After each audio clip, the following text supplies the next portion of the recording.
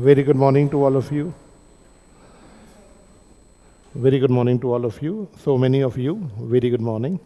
Please be seated. चलिए, आज एक क्लास कैंसिल हो गई टैक्स की, तो उसकी वजह से आज तो क्लास खाली खाली लग रही है। तो मेरा सवाल, बच्चे कहते हैं एक छुट्टी, एक क्लास सुबह की क्लास कैंसिल होगी, बच्चे कहते हैं चलो अब सुबह आराम से उठेंगे। यही एक बहुत बड़ा जो मुझे लगता है रीज़न है। सुबह की क्लास ऑफ है, चलो आराम से उठेंगे, 10 बजे उठेंगे, फिर क्या जाना है यार, अब ऑडिट के लिए और उसके लिए कहाँ जा रहे हैं। गुड मॉर्निंग ऑनलाइन, गरिमा, अर्शदीप, सबको गुड मॉर्निंग ऑनलाइन वाले बच्चों। बच्चे कहते हैं चलो सर आराम कर लेते थोड़ा सा। हाँ जी, चलो 1 मिनट पे शुरू करते हैं। आज ज़्यादा पढ़ना है कम पढ़ना है, आप बताओ।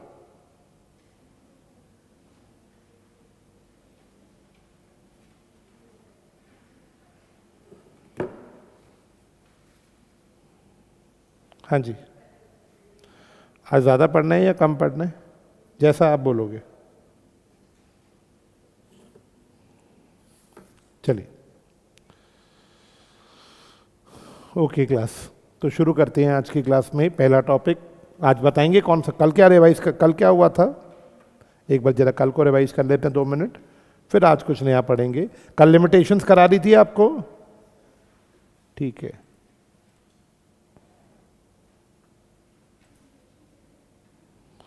कल हम लोगों ने लिमिटेशंस पढ़ ली थी ऑडिट की।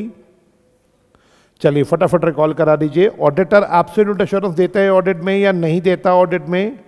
वो कौन सा एश्योरेंस देता है दोस्तों बताओ? रीजनेबल। पहला उसके अंदर क्यों देता है रीजन, उसके रीजंस ये लिखे हैं। वो रीजनेबल एश्योरेंस क्यों देता है, एब्सोल्यूट क्यों नहीं देता, उसके लिए रीजंस हैं। क्योंकि ऑडिट में बहुत सारी क्या है, लिमिटेशंस। बहुत सारी तो नहीं, 5 ही लिमिटेशंस हैं। पहली limitation, nature of financial reporting. अब इसमें देखो कितने सारे पॉइंट्स हैं। मुझे तो बुक से ज़्यादा समरी से पढ़ना अच्छा लगता है। आपको समरी में ना पॉइंटर फॉर्म में है, वो मज़ा आता है पढ़ने में, है ना। वो समरी नहीं है, अगर आप में से कोई समझ पाया हो उसको, वो समरी नहीं है, वो है बुक की, बस उसको पॉइंटर फॉर्म में रखा हुआ है। देखना जरा, अब यहाँ देखो कितना प्यारा लिखा है, मज़ा आता है यहाँ से पढ़ने का ना। चलो एक एक लाइन में एक एक पॉइंट है। अपनी समरी की खुद ही तारीफ कर रहा हूँ मैं भी, है ना। चलो अभी बताओ, लिमिटेशन नंबर 1, फाइनेंशियल स्टेटमेंट्स जो प्रिपेयर होती है ना बेटा, उनमें मैनेजमेंट बहुत सारी क्या लेती है, जजमेंट। कहीं डिसीजन सब्जेक्टिव है। सब्जेक्टिव मतलब जहाँ पे चॉइस है कि यार एसएलएम करूँ या डब्ल्यूडीवी करूँ। अनसर्टेनिटी है भाई, अनसर्टेनिटी का मतलब बिना कोई लॉजिक के एसएलएम रख लो, बिना किसी लॉजिक के डब्ल्यूडीवी रख लो, कोई लॉजिक तो है ही नहीं। तो यहाँ पे इसी रीजन से जब कोई लॉजिक ही नहीं है चीज़ों के पीछे, तो ऑडिटर भी 100% एश्योरेंस दे ही नहीं पाएगा। ऑडिट इस प्रेमाइस पे बेस्ड है कि मैनेजमेंट अपनी रिस्पॉन्सिबिलिटी एक्नॉलेज करती है कि वो फाइनेंशियल स्टेटमेंट्स एफआरएफ के अकॉर्डिंग बनाएगी और वो इंटरनल कंट्रोल सिस्टम बनाएगी भी और इम्प्लीमेंट भी करेगी। बट बेटा प्रॉब्लम ये है कि इंटरनल कंट्रोल की तो अपनी बहुत सारी लिमिटेशंस हैं, जिनमें से एक लिमिटेशन है, हो सकता है कोलूजन हो जाए। What is कोलूजन? 2 एम्प्लॉइज आपस में मिलकर फ्रॉड कर ले। जैसे एग्जांपल दे रखा था, गुड्स रिसीविंग सेक्शन का जो पर्सन है और जो अकाउंटेंट है, वो दोनों आपस में मिल गए, तो ये तो फ्रॉड कर देंगे। क्या यही क्वेश्चन आरटीपी जनवरी 25 में दे रखा था? ठीक है। नेक्स्ट सवाल, ऑडिट के अंदर एक और प्रॉब्लम है, ऑडिटर एविडेंस इकट्ठे करते हैं प्रोसीजर लगा के, बट कई बार प्रोसीजर लगाने में कोई प्रैक्टिकल या फिर कौन सी लिमिटेशन आ जाती हैं, लीगल। प्रैक्टिकल लिमिटेशन कौन सी? ऑडिटर सारी चीज़ें चेक नहीं कर पाता। हाँ जी, वो सैम्पल टेस्टिंग करता है क्योंकि उसके पास टाइम कम है। जब वो सैम्पल टेस्टिंग करता है, 100% चेकिंग करता ही नहीं, तो वो एब्सोल्यूट एश्योरेंस दे ही नहीं पाता। लीगल लिमिटेशन, हो सकता है मैनेजमेंट आपको कंप्लीट इन्फॉर्मेशन प्रोवाइड ना करे। आप मैनेजमेंट को फोर्स थोड़ी ना कर सकते हो कि मुझे सारा कुछ चाहिए। आप इस केस में सिर्फ रिपोर्ट में लिख सकते हो सकता है मैनेजमेंट में बेईमान लोग भरे पड़े हों, उन्होंने बहुत तरीके से कोई स्कीम बना के फ्रॉड कर रखा हो, आपको नकली डॉक्यूमेंट्स दिखा दे, आप कुछ कर ही नहीं पाओगे। ऑडिटर थोड़ी ना, कोई एक्सपर्ट थोड़ी ना जो डॉक्यूमेंट्स वेरीफाई कर लेगा कि डॉक्यूमेंट्स ऑथेंटिक है या नहीं है। हो सकता है मैनेजमेंट ने कोई रिलेटेड पार्टी के साथ ट्रांजैक्शन करा हो पेपर पे, एग्जांपल मामा जी को से परचेज करी थी, ऑडिटर को ये बात बताई ना, फ्रॉड चल रहा है, बट ऑडिटर को पता ही ना लग पाए। ऑडिटर को क्यों नहीं पता लग पाए? क्योंकि उसके पीछे एक रीजन है। ऑडिट को इन्वेस्टिगेशन थोड़ी ना होती है कि वो हर चीज़ को डेप्थ में चेक करेगा। अगर इन्वेस्टिगेशन करता तो एब्सोल्यूट एश्योरेंस दे पाता, लेकिन वो तो ऑडिट करता है, इसलिए वो कौन सा एश्योरेंस देता है, रीजनेबल। फिर लिखना टाइमलीनेस ऑफ फाइनेंशियल रिपोर्टिंग, बोलना इन्फॉर्मेशन की जो रिलेवेंस होती है वो समय के साथ डिक्रीज होती है। लास्ट ईयर के प्रॉफिट आज उतने रिलेवेंट नहीं है जितने करंट ईयर के प्रॉफिट होंगे। ऑडिटर हर चीज़ वेरीफाई नहीं करता। ऑडिटर को ध्यान रखना है, कई बार कोई एविडेंस इकट्ठा करने की जो कॉस्ट आएगी वो उसके बेनिफिट से ज़्यादा हो जाएगी, ये तो गलत बात है, हमें बैलेंस बनाना है। नेक्स्ट सवाल, ये देखो एग्जाम्पल दिया, फ्यूचर इवेंट्स के बारे में क्या बोला, ऑडिटर आप फ्यूचर पे गारंटी थोड़ी ना दे सकते हैं। हो सकता है कोई नई मार्केट कंडीशन, कोई नया प्रोडक्ट, कोई नया बिजनेस मॉडल आ जाए। पेजर वाला क्वेश्चन किया था हमने, पेजर वाला, नया नया प्रोडक्ट आ गया, मोबाइल्स आ गए, तो फ्यूचर तो कंपनी का बर्बाद हो गया, ऑडिटर थोड़ी ना गारंटी दे सकता है। ठीक है, यहाँ पे आके हमने लिमिटेशंस को फ्री किया था। फिर हम लोग मूव कर गए थे किस में बेटा बताना, एंगेजमेंट में। एंगेजमेंट का मतलब ऑडिटर को हायर किया गया कोई काम करने के लिए। एग्जांपल, ऑडिटर को बोला आपने ऑडिट करना है, ऑडिटर टर्म्स क्लियर करता है मैनेजमेंट के साथ बैठ के, उसके लिए एक लेटर तैयार होता है। लेटर को क्या बोलते हैं बच्चों बताओ, एंगेजमेंट लेटर। बच्चों ऑडिट के बेनिफिट्स क्या है, audited information, audited financial statements high quality information होती हैं। इससे शेयर होल्डर को भरोसा होता है ऑडिटर पे, शेयर होल्डर को पता है कि उनका पैसा सेफ है इस कंपनी के अंदर। एम्प्लॉइज में डिसिप्लिन आ जाता है, ट्रैफिक पुलिस वाला एग्जांपल याद होगा आप लोगों को। हाँ जी, टैक्सेस में गवर्नमेंट अथॉरिटीज भी आपके अकाउंट्स पे विश्वास कर लेती हैं, लेंडर्स भी आपके अकाउंट्स पे, ऑडिटेड अकाउंट्स पे विश्वास कर लेते हैं। ऑडिटर फ्रॉड एरर ढूंढ के देता है कंपनी को, और ऑडिटर ये भी तो बताता है कि कंपनी का आईसीएस अच्छा है या फिर बेकार है। यहां पे क्लास में हो गया था। कुछ पूछना है किसी को? हाँ बेटा,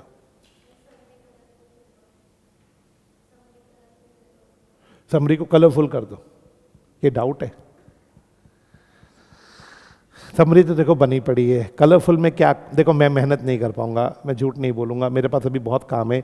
मैं 2 कलर यूज कर दूं, सारा ब्लू कलर कर देती है, और ये जो कीवर्ड्स हैं इनको रेड कर दूं, 2 कलर समरी सारे। ब्लू में पढ़ा नहीं जाता, अब ये तो सब्जेक्टिव डिसीजन हो गया है। तो ब्लैक यही ठीक है colour, black and white boring हो जाती है। स्तुति लॉ इंटरलॉ की क्लास में जात खा रखी थी, समरी दे दो, समरी दे दो। अब अगला एक नया फरमाइश, इसे कलरफुल कर दो, कलरफुल कर दो। कमाल है यार, है। तो मेरा सवाल तो, हाँ तो तुम समरी को देख के ये बोल रही हो, फिर तुम बुक को देख के क्या बोलोगी? हाय हाय हाय हाय, ये तो बहुत गलत बात है बेटा। नहीं, ये तो गलत बात है, फिर बुक तो कोई पढ़ेगा ही नहीं। नहीं, मैं आहिस्ता आहिस्ता बुक को ख़त्म कर रहा हूँ। मैं तुमसे झूठ नहीं बोलूँगा, हो सकता है अगले बैच में बुक्स बंद ही हो जाए। समरी का कंटेंट थोड़ा सा और बड़ा करके, जैसे 200 पेज है, इसको 250 पेज करके एक ही किताब रखनी, बुक का कंसेप्ट ही मैं ख़त्म करना चाह रहा हूँ। हाँ जी, मेरा सवाल, इस बैच में भी मैंने तो बोला ही नहीं किसी बच्चे को कि बुक लर्न करो। मैंने तो क्या बोला है, समरी को रट लो सारी के सारी। समरी रट के भी तुम्हारे नंबर अच्छे आ जाएंगे ऑडिट में, बट रटी होनी चाहिए, तुम्हें कीवर्ड सारे रटे होने चाहिए।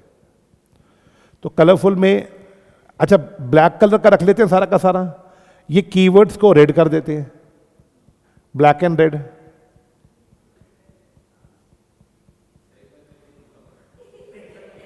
यार तुम्हारे तो यार हाँ जी, देखो ऑनलाइन वाले बच्चे सब कह रहे हैं ब्लैक एंड व्हाइट ही चाहिए सर, मैं झूठ नहीं बोल रहा है। देखो पुष्कर लिख रहे हैं sir black and white, online वाले बच्चे तुम सारे सब बच्चे वोट कर दो। ये बच्चे ऑनलाइन कुछ फेस टू फेस वाले कह रहे हैं सर समरी कलरफुल होनी चाहिए। मैं तुम्हारी वेट कर रहा हूं। तुम्हें याद है पुरानी समरी कैसी थी, दिखाई थी तुम्हें मैंने, ये डब्बों में। बट इसमें एक प्रॉब्लम देखो तुम, इसमें पॉइंटर्स नहीं है।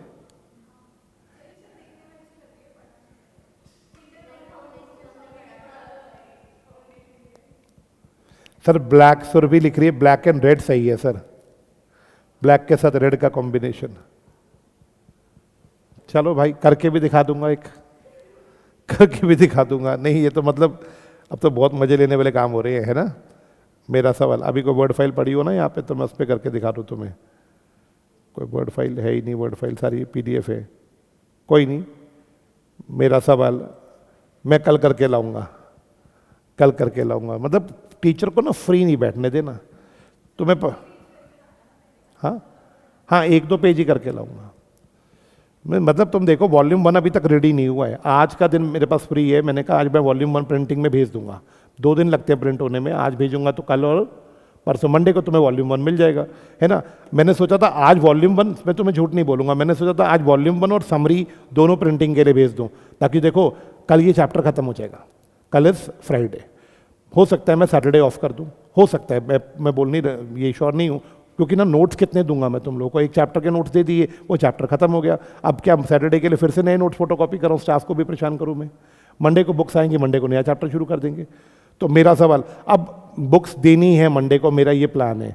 वॉल्यूम 1 तो रेडी है, वॉल्यूम 1 तो आज प्रिंटिंग में जाएगी, तुम लोगों को मंडे की क्लास में मिल जाएगी। समरी भी मेरा मन था कि समरी भी साथ में देके खत्म करूं, पूरे सिलेबस की समरी पकड़ाओ। कलरफुल बनाने में भी मुझे 1 दिन लगेगा, कल का दिन में, लेकिन कलरफुल प्रिंटिंग में हफ्ता लग जाता है, क्योंकि कलरफुल प्रिंटिंग होने पुणे जाती है हमारी बुक्स। मेरी जो पुरानी समरी थी वो प्रिंट होने पुणे जाती है, हफ्ता पूरा लगता है कलरफुल में। मैं झूठ नहीं बोलूँगा, ब्लैक एंड व्हाइट तो फोटोस्टेट वाली भैया के पास जाती है, वो तो 1 या 2 दिन में प्रिंट होकर आ जाती है, बट कलरफुल में हफ्ता लगता है, कम से कम मिनिमम हफ्ता। अब तुम अगर हफ्ता देख सकते हो तो मैं कलरफुल से पंगा लूँ, नहीं तो हफ्ता है। स्तुति हफ्ता है? स्तुति कुछ कह नहीं रही, बोलो। यू हैव 1 वीक है? अच्छा चलो देखते हैं फिर, मतलब लेनी समरी कलरफुल ही है? चलो कोई बात नहीं, मेरा डाउट। चलो अब बढ़ती है ऑनलाइन। हाँ जी, नहीं मिक्स है, ब्लैक एंड वाइट ठीक है, ब्लैक एंड वाइट ठीक है, जैसी है वैसी ठीक है, ये तो यही लिख रहे हैं सारे के सारे। चलो देख लेते हैं, मेरे को थोड़ा सोचने दो। अब आज की क्लास को शुरू करते हैं एक नए टॉपिक के साथ। आज क्या करेंगे, आज कर लेते हैं ऑडिट मैंडेटरी है या वॉलंटरी, बहुत डड्डू टॉपिक। ऑडिटर को अपॉइंट कौन करते, अगेन बहुत डड्डू टॉपिक। ऑडिटर अपनी रिपोर्ट किसको, अब देखो रेड ऐसे ही है, ये तो पूरी रेड है, ये पूरा रेड नहीं होगा, सिर्फ कीवर्ड्स रेड होंगे, बाकी सारा ब्लैक ही होगा। मेरा सवाल, आज हम ये कर लेते हैं अश्योरेंस एंगेजमेंट कर लेते हैं, मीनिंग ऑफ रिव्यू टाइप्स 115 तक कर लेते हैं, 115 तक, चलो 15 या 16 तक, 1.15 या 1.16 तक डिपेंड करता है। चलो आओ अब शुरू करती है बच्चों, अब ध्यान से सुनना। हाँ जी, मेरा सब बच्चों से सवाल है, अभी ना देखो आज हमारी 4th क्लास है, आज हमारी 4th क्लास है, अभी बेस चल रहा हूँ मैं, बहुत आराम से चल रहा हूँ, मेरी बात समझना। हमारे पास समरी में, मैं समरी को बेस बना के चलता हूँ, समरी में 200 पेज है। अगर हम, मैंने उस दिन भी बोला था 4 पेज रोज के करेंगे तो 50 क्लासेस में ऑडिट खत्म हो जाएगा। अगर तुम 3 पेज करते हो रोज के तो तुम खुद देख लो 65 क्लासेस में जाके ऑडिट खत्म होगा। मेरा बात, मुझे एक स्टैंडर्ड लगता है कि 4 नहीं तो 3 तो समरी के 3 पेज तो हो ही सकते हैं। अभी हमारी एवरेज पता है क्या, अगर आप तुमने देखा हो, अभी हमारी एवरेज ऑन एन एवरेज 1.5 से 2 पेज की आ रही है। हो नहीं चाहिए, इतना तो जायज़ है। अभी स्टार्टिंग में तो 1.5 से 2 पेज की एवरेज सही है, आगे जाके एवरेज 2 से 3 पेज की हो जाएगी, 4 पेज की हो जाएगी। मैं इंटेंशनली चाहता हूं, देखो पिछला बैच में ऑडिट में लगे थे 80 लेक्चर्स, क्योंकि बुक से पढ़ाई गई थी ऑडिट, कोई समरी थी नहीं। पिछली बैच को ऑडिट पूरी, और बुक से तो रीडिंग मारेंगे तो टाइम तो लगेगा। क्या बात क्लियर है? अब क्या इस बैच में बुक से रीडिंग कम कर दी है मैंने रीडिंग कहाँ से करनी है, समरी से, तो थोड़ी स्पीड फास्ट है मेरा। पिछले बैच और इस बैच में एक डिफरेंस अप्रोच का भी है। उनकी 10 क्लासेज जो थी ना, शुरू की 10 क्लासेज, उसमें मैंने उन्हें कुछ पढ़ाया ही नहीं था चैप्टर, मैंने उन्हें सिर्फ वर्ड सिखाए थे। जैसे ये वर्ड नहीं था अपना फाइनेंशियल, कोई भी वर्ड बोल दो आप, एप्लीकेबल फाइनेंशियल रिपोर्टिंग फ्रेमवर्क, इसकी डेफिनेशन समझाई उनको। उसके बाद कोई और वर्ड उठा लिया, assurance, limited assurance, reasonable assurance, absolute assurance. उन्हें 10 दिन मैंने सिर्फ ना पूरी ऑडिट के सारे टेक्निकल वर्ड सिखा दिए थे, बट उसका फायदा कुछ नहीं हुआ। उसका क्यों नहीं हुआ फायदा? सारे वर्ड शुरू में सिखा दिए। जब मैं किसी चैप्टर में पहुंचता था, मैं बोलता था बेटा वो याद है वो वर्ड सिखाया था, हाँ, वो वर्ड दोबारा समझाना पड़ रहा था। मेरी तो 10 क्लासें खराब हो गई। मैंने कहा मैं नहीं करूंगा इस अप्रोच में फॉलो। तो 80 - 10 कर दो, कितनी बची? 70। मैं चाहता हूं इस बैच में हमें 60-65 क्लासेस लगे, ज्यादा ना लगे। चलो अब आओ, अब शुरू करते हैं अगले पॉइंट से। बताओ ऑडिट मैंडेटरी है या ऑप्शनल है? सोच के जवाब देना, ऑडिट मैंडेटरी है या ऑप्शनल है? इसका जवाब पता है क्या होना चाहिए? सर लॉ पे डिपेंड करेगा। ऑडिट मैंडेटरी है या ऑप्शनल, लॉ बताएगा। अगर लॉ कहेगा करवाना है तो मैंडेटरी है, लॉ नहीं कहेगा करवाने को तो अब वॉलंटरी है। बोलो बात समझ आया? अब मैं 1 मिनट के लिए यहीं पे ब्रेक मारता हूं। हम सब कौन से लॉ को फॉलो कर, कंपनीज कौन सा लॉ के अकॉर्डिंग चलती हैं बताओ? कंपनीज एक्ट के अकॉर्डिंग। क्या कंपनीज एक्ट में ऑडिट कराना कंपलसरी है कंपनीज के लिए? बिल्कुल सर। चलो अब बताओ मुझे, कंपनीज के अलावा फर्म, पार्टनरशिप फर्म पे कौन सा लॉ लगता है? Indian partnership act. क्या उसमें लिखा है ऑडिट कराना मैंडेटरी है? नहीं सर, उसमें नहीं लिखा। तो इसका मतलब फर्म्स के लिए ऑडिट कराना ऑप्शनल है। अच्छा बताओ, सोल प्रोप्राइटर्स के ऊपर कोई लॉ लगता है? सर उनका तो कोई लॉ ही नहीं है। जब उनका कोई लॉ ही नहीं है तो उनके लिए भी ऑडिट कराना ऑप्शनल है। अच्छा और कोई बताओ, एलएलपी। सर एलएलपी पे कौन सा लॉ लगता है? LLP act. एलएलपी एक्ट में लिखा है कंपलसरी? हाँ, उनके एक्ट में लिखा है कुछ एलएलपी के लिए कंपलसरी है, सबके लिए नहीं है। रूल्स पढ़ते तो उसमें लिखे कुछ एलएलपी के लिए कंपलसरी। तो लॉ को पढ़ के पता लगेगा कि ऑडिट कराना है या नहीं कराना। अच्छा ये ऑडिट जो कंपलसरी है ये कौन बोल रहे हैं? उन्हीं का लॉ। जैसे कंपनीज के लिए कौन बोल रहे हैं? Company law. एलएलपी के लिए कौन बोल रहा है? LLP law. तो इन ऑडिट्स का नाम रखते हैं स्टैट्यूटरी ऑडिट। आपका स्टैट्यूट अगर बोलेगा तो करवा लो, स्टैट्यूट नहीं बोलेगा तो मत करवाओ। ऐसे ऑडिट का नाम क्या रख देंगे? Statutory audit. एलएलपीज अपना ऑडिट करवा रही हैं एलएलपी एक्ट के अकॉर्डिंग, तो ये उनका स्टैट्यूटरी ऑडिट है। कंपनीज अपना ऑडिट करा रही है कंपनीज एक्ट के अकॉर्डिंग, तो ये उनका। अगर बैंक्स अपना ऑडिट करवा रही है बैंकिंग लॉस के अकॉर्डिंग, तो ये उनका कौन सा ऑडिट है बेटा? Statutory audit. ठीक है, अब अगला वर्ड पे चलो। तो जिनके लॉस बोलेंगे करवाने हैं, जिनके लॉस नहीं बोलेंगे मत करवाओ। अब इधर आओ, टैक्स ऑडिट। इनकम टैक्स एक अलग लॉ है। अब इनकम टैक्स कहते हैं जी, मैं ना एक क्राइटेरिया बता रहा हूं, 44 सेक्शन जिन्होंने पढ़ा हो टैक्स का, उसमें उन्होंने क्राइटेरिया बताया कि किसी का टर्नओवर अगर इतने लिमिट से ज्यादा होगा तो टैक्स ऑडिट कराना पड़ेगा। अब वहां पे वो चाहे वो आप कंपनी हो, चाहे आप फर्म हो, चाहे आप सोल प्रोप्राइटर हो, चाहे आप एलएलपी हो, चाहे आप बैंक हो, उसको मतलब नहीं है। अगर आपका टर्नओवर 1 करोड़ है या 5 करोड़ है, 44AB 35 पे ही हो। इनकम टैक्स में पढ़ोगे 44AB है शायद सेक्शन का नंबर, मैं गलत नहीं बोल रहा, उसमें लिखा है। जिन्होंने टैक्स, किसी ने भी नहीं पढ़ा टैक्स अभी? एक हाँ लिमिट बढ़ गई हो सकती है, 10 करोड़ की लिमिट है शायद। जिसका 10 करोड़, मान लो 10 करोड़ की लिमिट ले लेते हैं हाइपोथेटिकली, जिनका टर्नओवर 10 करोड़ का होगा उन लोगों को टैक्स ऑडिट करवाना होगा। अब टैक्स ऑडिट और स्टैट्यूटरी ऑडिट में क्या फर्क होगा? जल्दी, स्टैट्यूटरी ऑडिट अपने स्टैट्यूट के अकॉर्डिंग होगा, कंपनीज का कंपनी ऑडिट कंपनी लॉ के अकॉर्डिंग होगा। लेकिन टैक्स ऑडिट किसके हिसाब से होगा?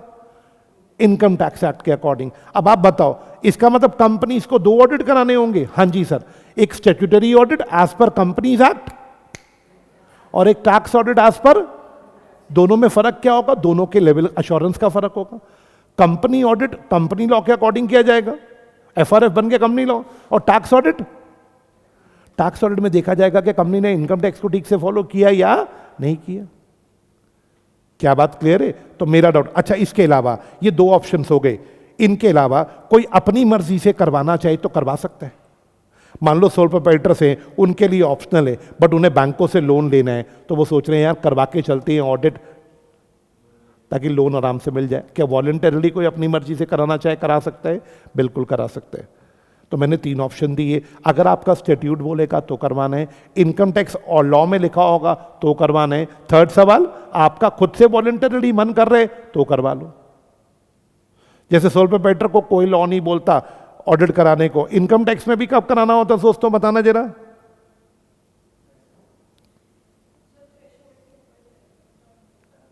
हाँ जी, जब टर्नओवर क्रॉस होगा। अब एक सोल प्रोप्राइटर, उसका टर्नओवर मान लो 10 करोड़ की लिमिट है, एक सोल प्रोप्राइटर उसका टर्नओवर 2 करोड़ है, तो टैक्स ऑडिट तो उसके लिए कंपलसरी है ही नहीं। अच्छा उसके अपने लॉ में भी कोई ऑडिट नहीं बोला, बट उसको बैंक से लोन लेना है,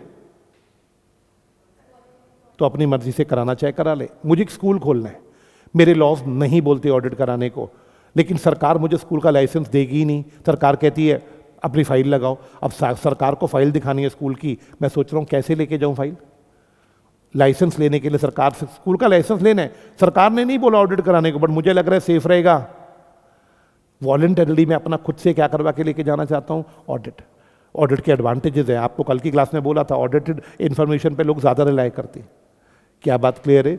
नेक्स्ट चलो अब आ जाओ, एक बार इसकी रीडिंग मारते हैं फटाफट, पढ़ के देखते हैं क्या लिखता है। Audit is not always legally mandatory, हमेशा लॉ नहीं कहता करवाने को। Companies are compulsory required to gets accounts audited under law. Under which law बेटा? कंपनीज के लिए ऑडिट कराना कौन से लॉ में कंपल्सरी है? Companies act. क्या बात क्लियर है? Next question, non corporate entities, what is non corporate? Other than companies and एलएलपीज। LLP भी कॉर्पोरेट होती है भाई साहब। नॉन कॉर्पोरेट एंटिटी माने other than company and other than LLP, तो फिर आएगा कौन इसमें? Sole proprietor, partnership firms. कहते हैं ये भी अपना ऑडिट करवा सकती हैं अंडर, बेटा अगर ये क्राइटेरिया फुलफिल करेंगे टैक्स लॉ का, तो क्या इन्हें ऑडिट करवाना पड़ेगा सोल प्रोप्राइटर्स और पार्टनरशिप फर्म को भी? ये कौन सा ऑडिट होगा जो टैक्स लॉ में करवाएंगे? Tax audit. In India, audit is required when turnover exceeds the prescribed limit under Income Tax Act. क्या बोलो, ये कौन से ऑडिट की बात चल रही है दोस्तों? Tax audit. ठीक है. अब चौथा, some entities example schools must get accounts audited to obtain. Government से अगर ग्रांट चाहिए, व्हाट इज ग्रांट? गवर्नमेंट से पैसा चाहिए. सर 10 करोड़ दे दो, स्कूल के लिए जमीन खरीदनी है. सरकार से कोई हेल्प चाहिए, सर आप पैसे दे दो सरकार. तो सरकार कहेगी हम तभी देंगे जब आप पहले अपने कौन से अकाउंट्स दिखाओगे हमें? Audited accounts. Audit is not always compulsory. Many entity opt for due to the some entities have their internal rules. कुछ एंटिटीज के अपने रूल्स और अपनी पॉलिसीज होती हैं जिनके वजह से वो अपना क्या करवाती हैं बेटा? बोलो, audit. Example schools and hospitals. उनके रूल्स में लिखा होता है उन्होंने हर साल करवाना है अपना ऑडिट. लॉ नहीं कहता बट उनके रूल्स कहते हैं. तो मोरल ऑफ द स्टोरी, दो ही केसेस में ऑडिट होगा. या तो लॉ कहेंगे या तो आपका खुद का मन कहेगा, अदरवाइज ऑडिट नहीं होता. क्या बात क्लियर है? अच्छा, वैभव जिलान क्लासेस सोच के जवाब देना. It is a private limited company. Audit compulsory या optional? Under which law? Company law. What about tax law? क्या टैक्स ऑडिट भी करवाना पड़ेगा? अगर टैक्स की क्राइटेरिया फुलफिल करेंगे तो क्या टैक्स ऑडिट भी करवाना पड़ेगा? आवाज नहीं आई. देखें टैक्स का क्राइटेरिया, एक बार चेक करें. मुझे भी बहुत टाइम हो गया पढ़े हुए. पढ़ने देखें टैक्स का क्राइटेरिया कि रहने दे, टैक्स में पढ़ोगे जैसे कहोगे.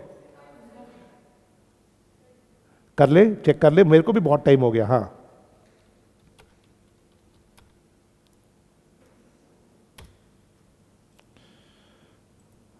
नहीं सेक्शन बताओ. हमें गूगल का आंसर पे रिलाई नहीं होता. ये रहा 44 AB है. मैंने कहा था ना 44 कुछ है सेक्शन का नंबर. खुल जा भाई. हाँ जी, ये देखो 44 AB of the income tax mandate tax audit for business having turnover of more than 1 crore और 10 crore. For professional tax audit is mandatory if gross receipts exceeds 50 lakhs. अबे 1 करोड़ है या 10 करोड़ है, दोनों लिख दिए. यही तो बदतमीजी होती है इन लोगों की. ये गूगल है. बेस्ट आंसर आपको कहां मिलता है पता है?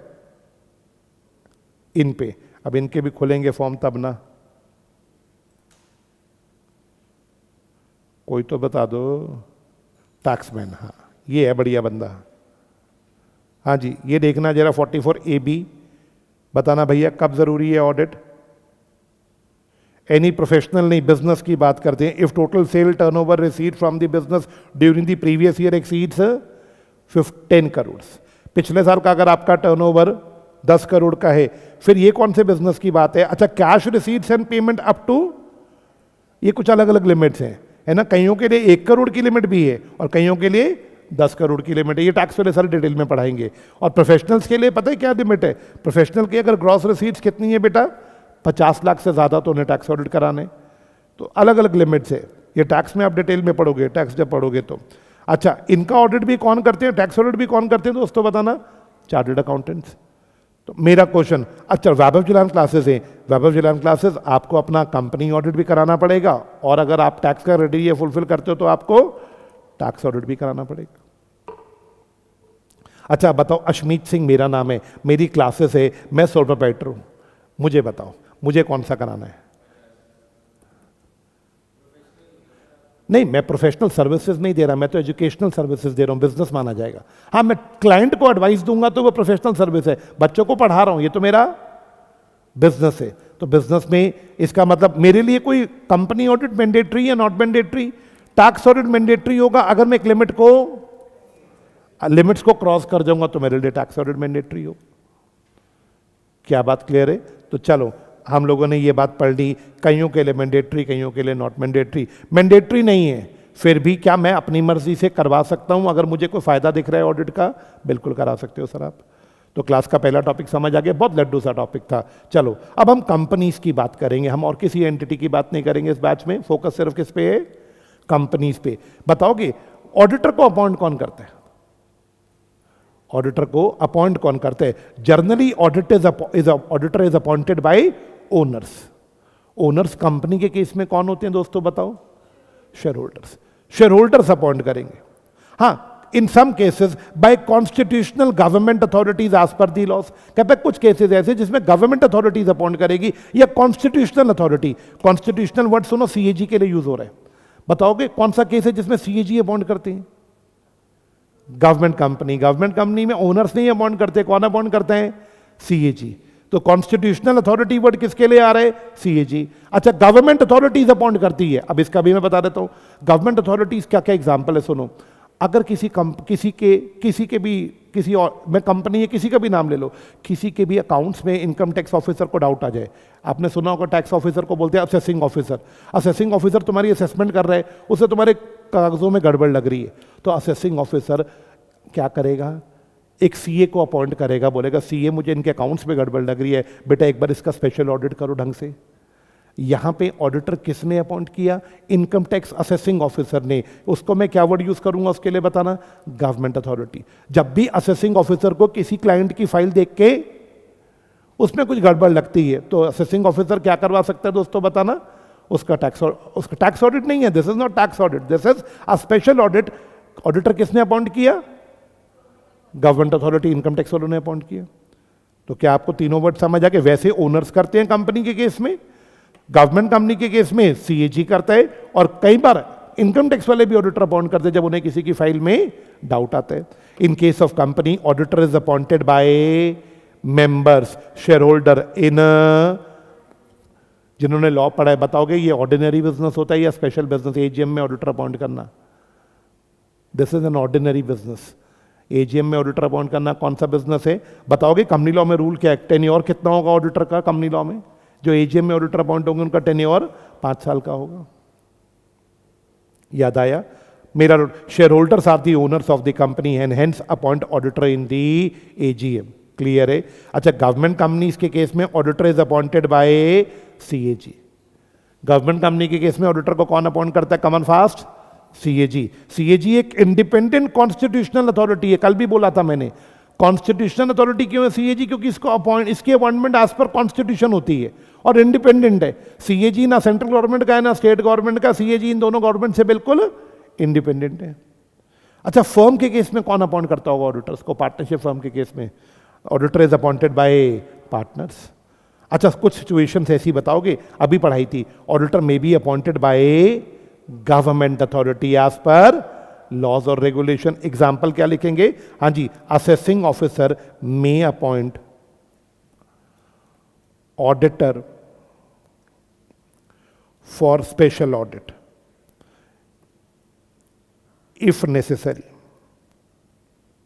एग्जाम्पल जरूर लिखा करो यारो, नहीं तो बंदा भूल जाता है, हमारी मेमोरी शॉर्ट टर्म होती है। AO assessing officer may appoint auditor for special audit if necessary. Special audit word इसलिए बोल रहा हूं क्योंकि ये नॉर्मल ऑडिट नहीं होगा, एक स्पेशल ऑडिट करवाया जाएगा अगर किसी के अकाउंट्स में गड़बड़ लगेगी। हाँ जी, पुष्कर कह रहे सर हमने टैक्स में पढ़ा है सर, अगर 95% डिजिटल ट्रांजैक्शन है तो 10 करोड़ वरना 1 करोड़। हाँ हो सकता है बेटा, मेरे को याद नहीं है अभी। पुष्कर कह रहे हमने टैक्स पढ़ा है, उसमें लिमिट ये सिखाई थी सर ने, अगर आपके 95% ट्रांजैक्शन डिजिटल है तो आपका टर्नओवर 10 करोड़ होगा तो कराना पड़ेगा ऑडिट, और अगर आपके डिजिटल ट्रांजैक्शन नहीं है 95% तो फिर आपका टर्नओवर 1 करोड़ देखा जाएगा। ऐसा ही होगा, वो आप टैक्स में पढ़ लेना डिटेल में। चलो लास्ट में एग्जाम्पल दिया, ऑडिटर में भी अपॉइंटेड अंडर बाय। क्या ये दोनों पॉइंट सेम है, एक ही बात कर रहे हैं? तो एक बार जरा मेरे लिए सम अप करोगे फास्ट। ऑडिटर को अपॉइंट कौन करता है? ओनर्स करते हैं। क्या मैं पूछ सकता हूं ऑडिटर को अपॉइंट कौन करता है? इस क्वेश्चन का आंसर डिपेंड करता है सिचुएशन पे। कंपनीज के केस में शेयर होल्डर्स करेंगे एजीएम में, फर्म के केस में पार्टनर्स करेंगे, गवर्नमेंट कंपनी के केस में सीएजी करेगा, और कभी कभी इनकम टैक्स वाले भी ऑडिटर को अपॉइंट कर देते हैं। यही 4 बातें तो यहां लिखी है। बोलो सिंपल टॉपिक, आवाज नहीं आई? Simple topic. अब चले जी नेक्स्ट हेडिंग पे। ऑडिटर अपनी रिपोर्ट किसको सबमिट करता है? बिना पढ़े बताओगे? ऑडिटर अपनी रिपोर्ट किसको देता होगा? ऑडिटर ने ऑडिट कर दिया, वो रिपोर्ट किसको देता है? ऑडिटर अपनी रिपोर्ट बनाता है, आउटकम ऑफ ऑडिट। जब वो ऑडिट कंप्लीट करता है तो अपनी क्या बनाते हैं? ऑडिट रिपोर्ट में वो अपना क्या देता है बच्चे? बोलो ओपिनियन। ऑडिट रिपोर्ट वो सबमिट किसको करता है? उस पर्सन को जिसने उसे। तो बताओगे कंपनी के केस में ऑडिटर अपनी रिपोर्ट किसको देते हैं दोस्तों? बताओ शेयर होल्डर्स को। मैं आपको ऑडिट रिपोर्ट पढ़ाऊंगा ना, उसमें ऑडिट रिपोर्ट का जब फॉर्मेट सिखाऊंगा पहली लाइन में लिखना सिखाऊंगा, to members of ABC limited. Auditor हमेशा अपनी रिपोर्ट मेंबर्स के लिए बनाते हैं, मेंबर्स मतलब शेयर होल्डर के लिए। Therefore a company in the audit report is submitted to shareholder. एक ही बात, फर्म के केस में बताओगे रिपोर्ट किसको सबमिट होगी? पार्टनर्स को। केस स्टडी ये तो डिस्कशन से, इसको तो छोड़ दो, यहां पे रुक गए, लिखा नहीं मॉड्यूल में, जितना मैंने पढ़ा दिया। बट मैं आपसे पूछ सकता हूं, जिन्होंने लॉ पढ़ा है, गवर्नमेंट कंपनी में ऑडिटर अपनी रिपोर्ट किसको सबमिट करता है? याद है सीएजी फिर उस रिपोर्ट पे अपनी कमेंट्स या सप्लीमेंट देता है, वो कमेंट्स और सप्लीमेंट भी एजीएम में शेयर होल्डर के सामने प्लेस की जाती है। पढ़ा है कुछ ऐसा लॉ में? हाँ जी बोलो, क्या पॉइंट क्लियर है? स्पीड फास्ट नहीं है, टॉपिक लड्डू से है, इसलिए मैं टाइम नहीं वेस्ट कर रहा। बोलो जी, क्या बात क्लियर है? अभी तक हमने 3 चीजें पढ़ ली, ऑडिट मैंडेटरी है या ऑप्शनल है? कुछ के लिए मैंडेटरी, कुछ के लिए ऑप्शनल। बोलो ठीक है। नेक्स्ट सवाल, कौन अपॉइंट करता है ऑडिटर को? कंपनी है तो शेयर होल्डर, फर्म है तो पार्टनर, गवर्नमेंट कंपनी है तो सीएजी, एग्री। कई बार टैक्स अथॉरिटीज भी अपॉइंट करती है। रिपोर्ट किसको देते हैं? जिसने उसे अपॉइंट किया होता है। यूजुअली कंपनी में शेयर होल्डर्स को देते हैं, फर्म में पार्टनरशिप फर्म में पार्टनर्स को देते हैं। आपसे सवाल, बोलो जी क्या क्लियर है? चले जी अगले टॉपिक पे। हाँ, अब बात आई अश्योरेंस एंगेजमेंट। अब थोड़ा सा ना माहौल बनाते हैं क्लास में, अब थोड़ी सी स्टोरी होनी चाहिए। हाँ, ऐसे सीरियसली ना मेरे को पढ़ाना अच्छा ही नहीं लगता। तुम लोग को अच्छा लगता है मेरे को सीरियसली पढ़ाते देखते? या थोड़ा सा मजाक होना चाहिए? स्तुति क्या कहती हो? होना चाहिए, नहीं होना चाहिए, मुझे भी लगता है। चलो स्तुति, एक एग्जाम्पल फिर से लेते हैं, फिर से शादी का एग्जाम्पल लेते हैं। सर अब शादी के एग्जाम्पल क्यों लेते हो? पता तुम्हारी शादियां अभी हुई नहीं है। जब मैं शादी की बात करता हूँ ना, तुम्हारे अंदर ना लड्डू फूटते हैं। हमारे साथ भी कभी ऐसा होगा। अब आज मैं बात करूंगा लड़की के पॉइंट ऑफ व्यू से। आज मैं बात करूंगा लड़की के पॉइंट ऑफ व्यू से। हाँ जी, आज स्तुति की नहीं करवाते, क्या कि मेरे पीछे पड़ जाते हो। तुम्हारी करा दे लड़की? नहीं चलो तुम्हारी भी नहीं। आपका नाम क्या है? हाँ ऋषिका, डरना मत, मैं कोई नेगेटिव बात नहीं करूंगा। ऋषिका, जो मैं बोलूंगा वो तुम्हारे साथ नहीं सबके साथ होगा। ऋषिका की फैमिली ने एक लड़का देखा, उन्हें पसंद आया, अभी रिश्ता हाँ नहीं किया।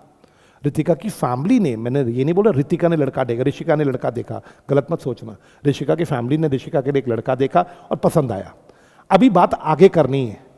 बट ऋषिका के पापा, ऋषिका ही ना, I am correct, spelling correct ना?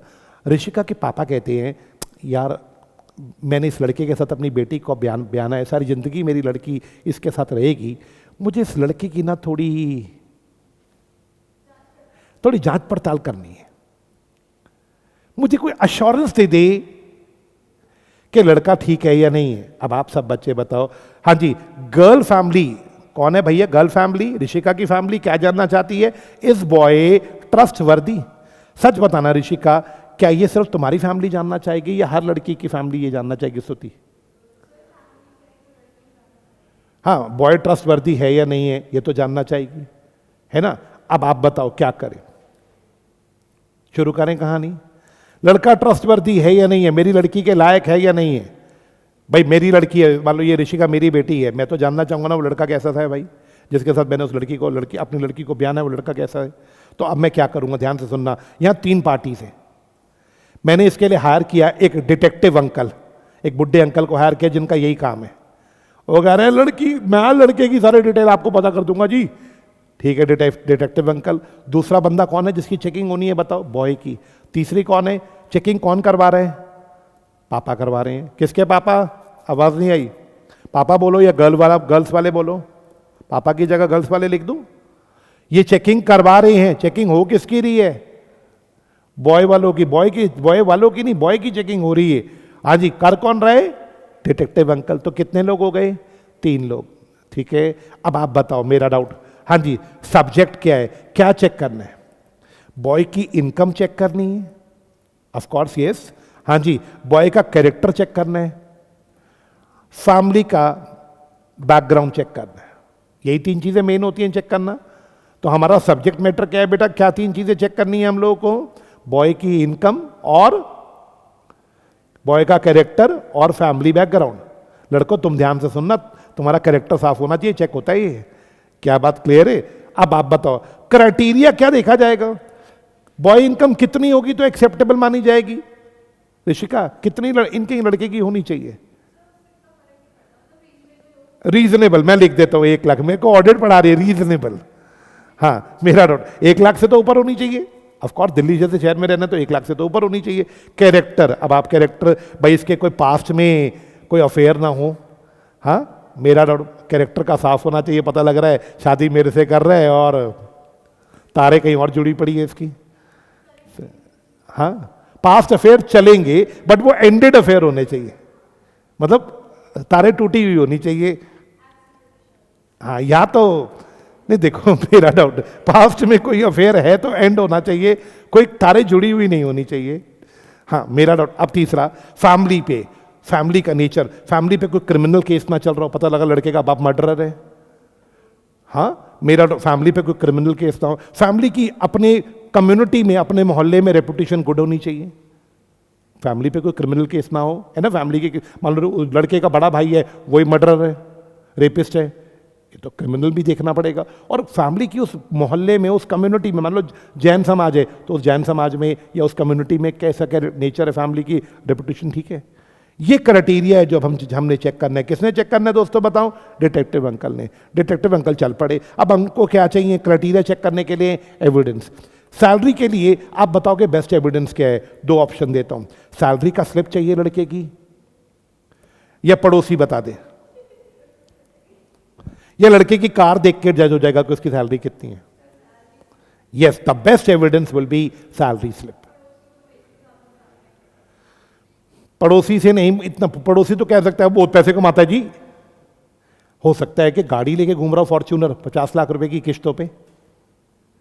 मेरा तो बेस्ट तरीका क्या है इसमें? सैलरी स्लिप देखना लड़के का। This should be the best evidence. Salary slip देखी, 2.5 लाख रुपए पर मंथ की सैलरी है, तो इस क्राइटेरिया से क्या है, ये इसमें तो पास हो गया लड़का। अब आया किस पे? Common fast. अफेयर पास्ट में तो नहीं है। अब इसके लिए तुम बताओ बेस्ट एविडेंस क्या होगा? बच्चे की, लड़के की कॉल हिस्ट्री निकलवाएं, फेसबुक फ्रेंड्स की लिस्ट चेक करें, हाँ जी, रैंडमली बच्चे का पीछा करे, कहां कहां जाता है 2-3 दिन उसको देखे, हाँ जी, या पड़ोसियों से पूछे। आप बताओ कि कौन सा बेटर है, ये देखने के लिए कि उसका किसी लड़की के साथ कोई टांका तो नहीं जुड़ा हुआ। सारे ही काम करने पड़ेंगे। लड़का ऑफिस के बाद कहाँ जा रहा है, रैंडमली कुछ दिन जाके ऑब्जर्व करो लड़के को, है ना। उसकी कॉल हिस्ट्री निकलवाओ कि किससे बात करते हैं, है कि नहीं है। फेसबुक पे उसके फ्रेंड्स कौन है, मुझे इंस्टा की नॉलेज नहीं है, फेसबुक की नॉलेज है, फेसबुक पे उसके फ्रेंड्स कौन है। हाँ, मेरा डाउट, ये चीज़ें ऑब्जर्व करो। पड़ोसियों को बड़ा मजा आएगा इस क्वेश्चन का, इसका कोई फेर तो नहीं है। आगे से पड़ोसी कहता है, आए दिन किसी न किसी नई लड़की को घुमा रहा होता है। हाय, क्या ये बहुत बड़ा एविडेंस मिल गया कि कैरेक्टर तो खराब है इसका। लेकिन सिर्फ पड़ोसी जलते हैं, सिर्फ पड़ोसियों के कहने पे फैसला नहीं लेना चाहिए, क्या लॉजिकली चलना चाहिए? बिल्कुल। अब आया लास्ट सवाल, कोई बच्चा बताएगा कोई क्रिमिनल केस तो नहीं है? इसके लिए आई वुड से एक बार नियरेस्ट पुलिस स्टेशन में चले जाओ। क्या मेरी बात समझ आ रहा है? क्योंकि क्रिमिनल केस होगा तो नियरेस्ट, जहां उनका घर है उसके आसपास जो पुलिस स्टेशन है, वहां पता लग जाएगा कि इस फैमिली पे कोई केस तो नहीं चल रहा। और रेपुटेशन गली मोहल्ले में सही है, गली मोहल्ले में सही है, इसके लिए नेबर से बात करो, है ना। 2-3 नेबर से बात करो। और जैन समाज के लोग हैं मान लो, तो जैन मंदिर में जाके वहां जो हो लोग आते हैं, हाँ समझ आ रही है मेरी बात? जैन मंदिर में जहां ये लोग जाते हैं मंदिर, वहां कुछ लोगों से बात करो, पंडित जी से बात करो। बताओ क्या इससे क्लियर हो जाएगा? आवाज नहीं आई? सब कुछ चेक कर लिया, डिटेक्टिव अंकल ने एंड में अपनी रिपोर्ट दी, कह रहे जी बॉय, अंकल की रिपोर्ट आई है, boy is suitable, you can proceed.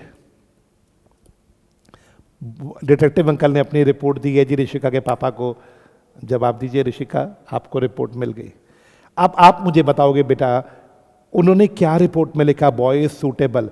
क्या ये रीजनेबल अश्योरेंस दी है उन्होंने, या उन्होंने एब्सोल्यूट अश्योरेंस दी है?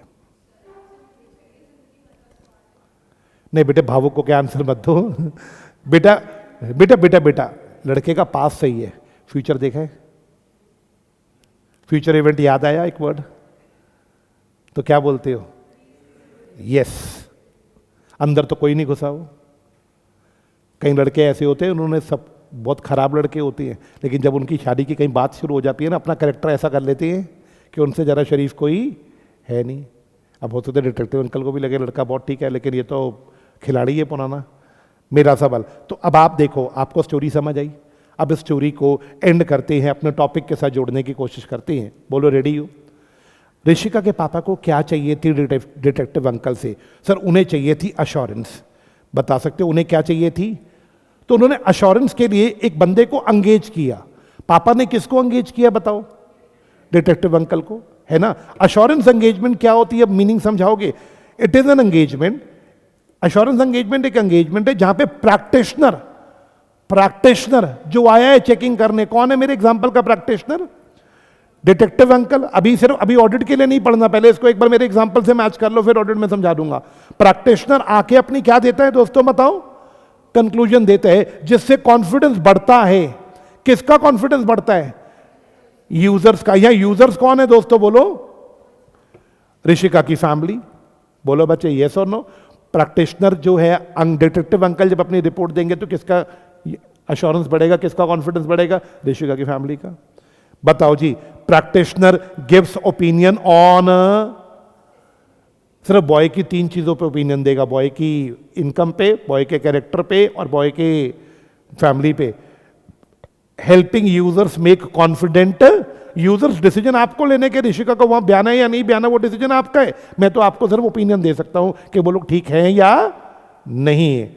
रिड्यूसिंग चांसेस ऑफ, गलती के चांसेस कम हो जाते हैं जब हम अश्योरेंस ले लेते हैं किसी से। तो अब जरा इसी एग्जांपल को आगे बढ़ाते हैं। बताओ कितने लोग एलिमेंट्स पे चलते हैं? अश्योरेंस एंगेजमेंट के कितने एलिमेंट्स हैं? मैंने बोला अश्योरेंस एंगेजमेंट के 5 एलिमेंट है। अश्योरेंस के लिए हम किसी को बुलाएंगे, बताओ 3 लोग होने चाहिए। 3 पार्टी रिलेशन होता है। सबसे पहले कौन है? एक होगा प्रैक्टिशनर जो अश्योरेंस देने आएगा। मेरे एग्जांपल का प्रैक्टिशनर कौन है? एक होगी रिस्पॉन्सिबल पार्टी, कॉमन फास्ट, जिस पार्टी की चेकिंग होगी। यहां रिस्पॉन्सिबल पार्टी कौन है दोस्तों बताओ? बॉय वाले। और यूजर्स कौन है जो इस एश्योरेंस को करवा के उसका इस्तेमाल करेंगे? ऋषिका की फैमिली। बोलो बच्चे क्या बात क्लियर है? ऋषिका बच्चे की फैमिली। हाँ जी, आपको तीनों वर्ड समझ आ गए। नेक्स्ट क्वेश्चन, सब्जेक्ट मैटर क्या होना चाहिए? किस चीज की चेकिंग हो रही है? लड़के की इनकम की, कॉमन फास्ट। मेरे जो एग्जाम्पल था, मैं लिखता नहीं हूं, बताना कि यही था मेरा सब्जेक्ट मैटर। लड़के की इनकम, कॉमन फास्ट, लड़के का कैरेक्टर और फैमिली बैकग्राउंड। ये मेरा सब्जेक्ट मैटर है जिस चीज की आपने चेकिंग करनी है। कैसे चेकिंग करोगे? क्राइटेरिया क्या होगा? इनकम 1 लाख से ऊपर होनी चाहिए, ये मेरा क्राइटेरिया है। पास्ट में कोई अफेयर नहीं होना चाहिए, ये मेरा क्राइटेरिया है। और फैमिली का कोई केस ना चल रहा हो कोर्ट में, है ना, ये मेरे क्राइटेरिया हैं। अगर ये क्राइटेरिया सेटिस्फाई होंगे तो मैं मानूंगा लड़का अच्छा है। क्राइटेरिया सेटिस्फाई होगा। क्राइटेरिया सेटिस्फाई करने के लिए मुझे क्या चाहिए? सबूत चाहिए। याद करो सबूत। सैलरी की स्लिप चाहिए। सैलरी की स्लिप देख के तो मैं बताऊंगा कि क्राइटेरिया सेटिस्फाई हो रहा है, 1 लाख की सैलरी है या नहीं। मुझे सबूत चाहिए। और एंड में मैं अपनी क्या दे दूंगा दोस्तों बताना? रिपोर्ट। एंड में मैं अपनी क्या दूंगा दोस्तों बताओ? Written assurance report. मैंने अभी इस एग्जांपल से मैच करने का सोचा, अभी आपको बताना है मुझे कि आपको ये एग्जांपल से सिचुएशन समझ आई। कितने लोग होने चाहिए? 3। एक क्या होगी जिसकी चेकिंग होगी? Subject matter. चेक करने के लिए हमारा अपना एक क्राइटेरिया होगा। क्राइटेरिया को अब हमें चेक करना है, क्राइटेरिया सेटिस्फाई हो रहा है या नहीं। उसके लिए हमें क्या इकट्ठे करने पड़ेंगे? सबूत इकट्ठे करने। सबूतों को देखने के बाद ही हम अपनी एश्योरेंस रिपोर्ट दे पाएंगे। बच्चों मैं ऑडिट से अभी तक नहीं जोड़ रहा, अभी मैं ऋषिका के एग्जाम्पल पे ही रुका हुआ हूं। बोलो क्या बात क्लियर है? हाँ जी, अब जरा मुझे बताना, सब बच्चे यहां तक बताएंगे क्लियर है? Yes, can we now proceed? अब आपसे क्वेश्चन, क्या ऑडिट भी एक अश्योरेंस एंगेजमेंट होती है? मेरा क्वेश्चन, ऑडिटर भी तो क्या देता है? अश्योरेंस। बताओगे यस या नो? ऑडिटर भी तो क्या देता है? कैसी एश्योरेंस? एब्सोल्यूट या रीजनेबल? रीजनेबल एश्योरेंस देते हैं। अब आप बताओगे क्या ऑडिट भी एक अश्योरेंस एंगेजमेंट है? Yes sir. वहां पे भी 3 लोग होते हैं। अब आप बताओगे 3 लोग कौन? प्रैक्टिशनर। कौन ऑडिट करेगा? प्रैक्टिशनर कौन है? ऑडिटर। कौन रिस्पॉन्सिबल पार्टी? किसकी चीजें चेक होंगी? कंपनी की। तो रिस्पॉन्सिबल पार्टी कौन होगी बताओ? मैनेजमेंट। और बताओगे यूजर कौन है? ऑडिटर ऑडिट किसके लिए कर रहा है? शेयर होल्डर्स के लिए। बिल्कुल ठीक पढ़ना। प्रैक्टिशनर का काम है अश्योरेंस देना। आपको अश्योरेंस दी जाएगी। आप हो ये audits broader than auditor may assure information not related to historical information. अब इसका मतलब समझो, अश्योरेंस सिर्फ हिस्टोरिकल डेटा पे दी जाएगी। हिस्टोरिकल पढ़ा था आपने मेरे साथ। ऑडिट किसका होता है? हिस्टोरिकल चीजों का। अश्योरेंस सिर्फ हिस्टोरिकल चीजों पे दी जाती है या अदर देन हिस्टोरिकल फ्यूचर चीजों पे भी अश्योरेंस दी जा सकती है? मैं आज पढ़ाऊंगा ये बात कि फ्यूचर चीजों पे भी अश्योरेंस दी, लेकिन क्योंकि फ्यूचर है तो अश्योरेंस का लेवल बढ़ जाएगा या कम हो जाएगा। मैं अभी पढ़ाऊंगा, ये चीज अभी आएगी आज की क्लास में। क्या बात क्लियर है?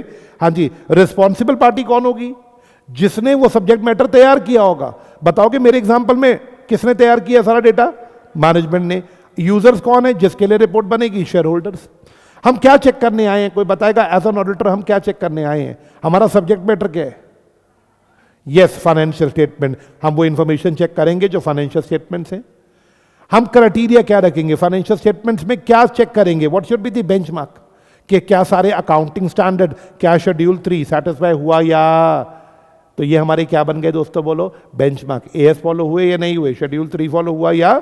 स्टैंडर्ड्स फॉलो हुए? लॉ फॉलो हुए? रूल्स फॉलो हुए? रेगुलेशन फॉलो हुए? अब कैसे पता लगेगा कि स्टैंडर्ड्स फॉलो हुए, रूल्स फॉलो हुए? इसके लिए हमें क्या इकट्ठे करने पड़ेंगे? बोलो बेटा। एविडेंस चाहिए। हमें सफिशिएंट एविडेंस चाहिए या अप्रोप्रिएट चाहिए? क्वांटिटी भी चाहिए और क्वालिटी भी चाहिए। याद है, नेबर से पूछे या सैलरी स्लिप देखे। अब आपको पता दोनों सफिशिएंट है, लेकिन दोनों में ज्यादा क्वालिटी वाला कौन सा था? ज्यादा अप्रोप्रिएट कौन सा था? Salary slip. हमें सफिशिएंसी में देखने की क्या चाहिए? नेबर से पूछोगे वो भी सफिशिएंट है, सैलरी स्लिप देखोगे वो भी सफिशिएंट है, बट अप्रोप्रिएट कौन सा है? अब इसे ऑडिट में लेकर आना जरा। सब बच्चे बताओ, मुझे देखना है बैंक में कंपनी ने एफडी कराई है, मुझे एविडेंस 2 मिल रही है, बताओ। मुझे बैंक वाला कंफर्मेशन दे रहे हैं कि एफडी हुई है या नहीं, और मैनेजमेंट कंफर्मेशन दे रही है कि एफडी हुई या नहीं। दोनों में से ज्यादा अप्रोप्रिएट कौन सा है? Bank confirmation. Some evidence may give more comfort, क्योंकि उनकी क्वालिटी ज्यादा अच्छी होगी। जिनकी क्वालिटी ज्यादा अच्छी होगी वो एविडेंस आपको ज्यादा कंफर्टेबल हो जाए कर देंगे। Evidence must be both sufficient and appropriate. And में आके हम अपनी रिपोर्ट देंगे, अपनी एश्योरेंस कन्वे करेंगे। एंड में आके हम अपनी क्या देंगे? रिपोर्ट देंगे। रिपोर्ट में हम अपनी क्या कन्वे करेंगे दोस्तों? बोलो एश्योरेंस। तो व्हाट इज एश्योरेंस एंगेजमेंट? देखो, एश्योरेंस एंगेजमेंट में एक बंदा आके एश्योरेंस देके जाता है किसी चीज पे। क्या बात क्लियर है? क्या एश्योरेंस सिर्फ फाइनेंशियल स्टेटमेंट्स पे दी जाती है? यस। या किसी और चीज पे भी दी जा सकती है? क्या दिल्ली मेट्रो वाले किसी प्रैक्टिशनर को बुला के ये एश्योरेंस मांग सकते हैं कि भाई आप जरा चेक करके बताओ क्या सारे पैसेंजर स्मार्ट कार्ड या टिकट लेके ही घुस रहे हैं, कोई बिना स्मार्ट कार्ड या टिकट के तो नहीं घुस रहा? क्या इस चीज़ पे भी एश्योरेंस मांग सकती है? कौन? दिल्ली मेट्रो। किससे मांगेगी? किसी प्रैक्टिशनर को हायर करेगी? बोलो यस या नो। तो एश्योरेंस सिर्फ फाइनेंशियल स्टेटमेंट्स पे नहीं होगी, एश्योरेंस तो किसी भी। वैभव सर एश्योरेंस के लिए किसी को बुलाते हैं, क्या एश्योरेंस चाह रहे हैं वैभव सर? सर जरा किसी को बोला सर देख के बताना सारे बच्चे क्लास अटेंड कर रहे हैं, सारे बच्चे टेस्ट दे रहे हैं, या सारे बच्चे टाइम पे आते हैं या नहीं आते। इस चीज़ पे एश्योरेंस चाहिए वैभव सर को। तो एश्योरेंस तो किसी भी चीज़ पे मिल सकती है। बोलो यस या नो। मैं आपको बोलता हूँ मेरे बेटे के फाइनल एग्जाम है, आपसे पूछ रहा हूँ बेटा पास हो जाएगा? प्लीज़ मुझे एश्योरेंस दे दो कि मेरे बेटा टॉप कर देगा। तो आप दे सकते हो। आप कहोगे सर चेक करना पड़ेगा, आप बेटे की प्रिपरेशन देखोगे। अब आप बताओगे, मैंने अगर आपको बेटे को पूछा मेरा बेटा टॉपर में रहेगा क्लास में, तो आप क्या कहोगे? सर अभी बता रहे थे सब्जेक्ट मैटर क्या है, बच्चे की परफॉर्मेंस बतानी है आपको। कैसे जज करोगे क्राइटेरिया? अगर बच्चे ने मल्टीपल रिविजन्स करी हैं तो बच्चे के टॉप में आने के चांसेस बढ़ जाते हैं। हाँ जी, आपको एविडेंस चाहिए। क्या बच्चे के आंसर शीट्स पढ़ोगे बैठ के? बच्चे ने जो प्रैक्टिस करे उसके नोट्स देखोगे सारे, उससे से पता लगेगा कि बच्चे की परफॉर्मेंस। फिर आप अपनी एश्योरेंस दे दोगे मुझे रिपोर्ट। हाँ जी, मेरा यार ये 15-20 दिन ये फाइनल एग्जाम आते हैं ना, मेरे घर में इतना ज़्यादा ड्रामाबाजी होता है ना। मैं सच बताऊं, मैं अपनी मम्मी से पूछता था, मम्मी मैं 10th तक कैसा था? मम्मी कहती है बेटा एवरेज बच्चा था तू। एवरेज मैंने शायद बताया था 40, 45, 50। मेरी औकात इतनी थी, 40 से नीचे मैं जाता नहीं था, 50 से ऊपर मैं जाता नहीं था कभी। मेरी एवरेज ये थी। मार पड़ती नहीं थी इस बात पे कभी स्तुति। क्यों नहीं पड़ती? रीज़न, मम्मी को भी एक्सपेक्टेशंस नहीं थी। बात समझ रहे ना? मम्मी बस इतना कहती थी बेटा फेल मत हो जाइए, और हम भी ये बात मानते थे कि मम्मी जो मर्जी हो जाए, चाहे नकल मारनी पड़ जाए, फेल नहीं होंगे। अब जिंदगी इतनी सुकून थी, 11th में आके समझ आई कि पढ़ना है। मम्मी ने तब भी नहीं बोला पढ़ो, पापा ने तब भी नहीं बोला पढ़ो, समझ आ गया पढ़ना है तो इतना पढ़ लिया कि टॉप कर दिया। अब प्रॉब्लम सुनना कहाँ है? अब मेरा बेटा है, मेरी वाइफ टॉपर रही है बचपन से, मेरा बेटा है वो 7th क्लास में है। वो जब से पैदा हुए ना, नर्सरी से लेके अब तक हर बार टॉप करते हैं, हर क्लास में वो फर्स्ट आते हैं। अब बीवी के दिमाग में ना ये बात है कि वो हर बार फर्स्ट आता है तो इस बार भी फर्स्ट आना चाहिए। अब वो इस चक्कर में उसका जीना हराम करके रखती है। वो बेचारे को 7th क्लास में ही ऐसा बना दे जैसे आईएएस की तैयारी कर रहा हो। 7th क्लास का बच्चा क्या करता है मैं आपको बताता हूं। मेरे जैसा बच्चा क्या करता था, टीचर ने जो कॉपी में क्वेश्चन दे रखे वो कर लो बहुत है।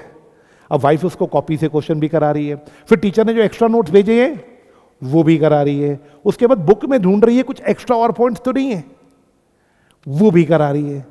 आप बताओगे कि इतना क्यों? क्योंकि वो फर्स्ट की पोजीशन मेंटेन करनी है। अपने जैसे बिंदास बंदे थे, कुछ फर्क ही नहीं पड़ता था कि क्या आ रहा है। टीचर ने अब मेरा वाइफ मुझे सुबह कहती है, यार हिंदी में ना अनुच्छेद बोलते हैं ना, ऐसे को अनुच्छेद, टीचर ने 5 अनुच्छेद लिखवाए हैं। मैं कहा था तो कोई 1 या 2 करवा दे।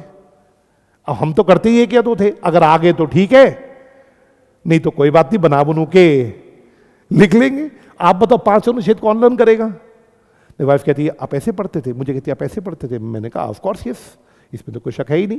कहती यार ऐसे थोड़े ना होता, वो बेटे का जीना हराम कर रखा है, 5 दिन दे रही हूँ 1 अनुच्छेद रोज का। वो कहेगा मम्मा 1 अनुच्छेद रोज का, 5 दिन में 5 अनुच्छेद तैयार चाहिए।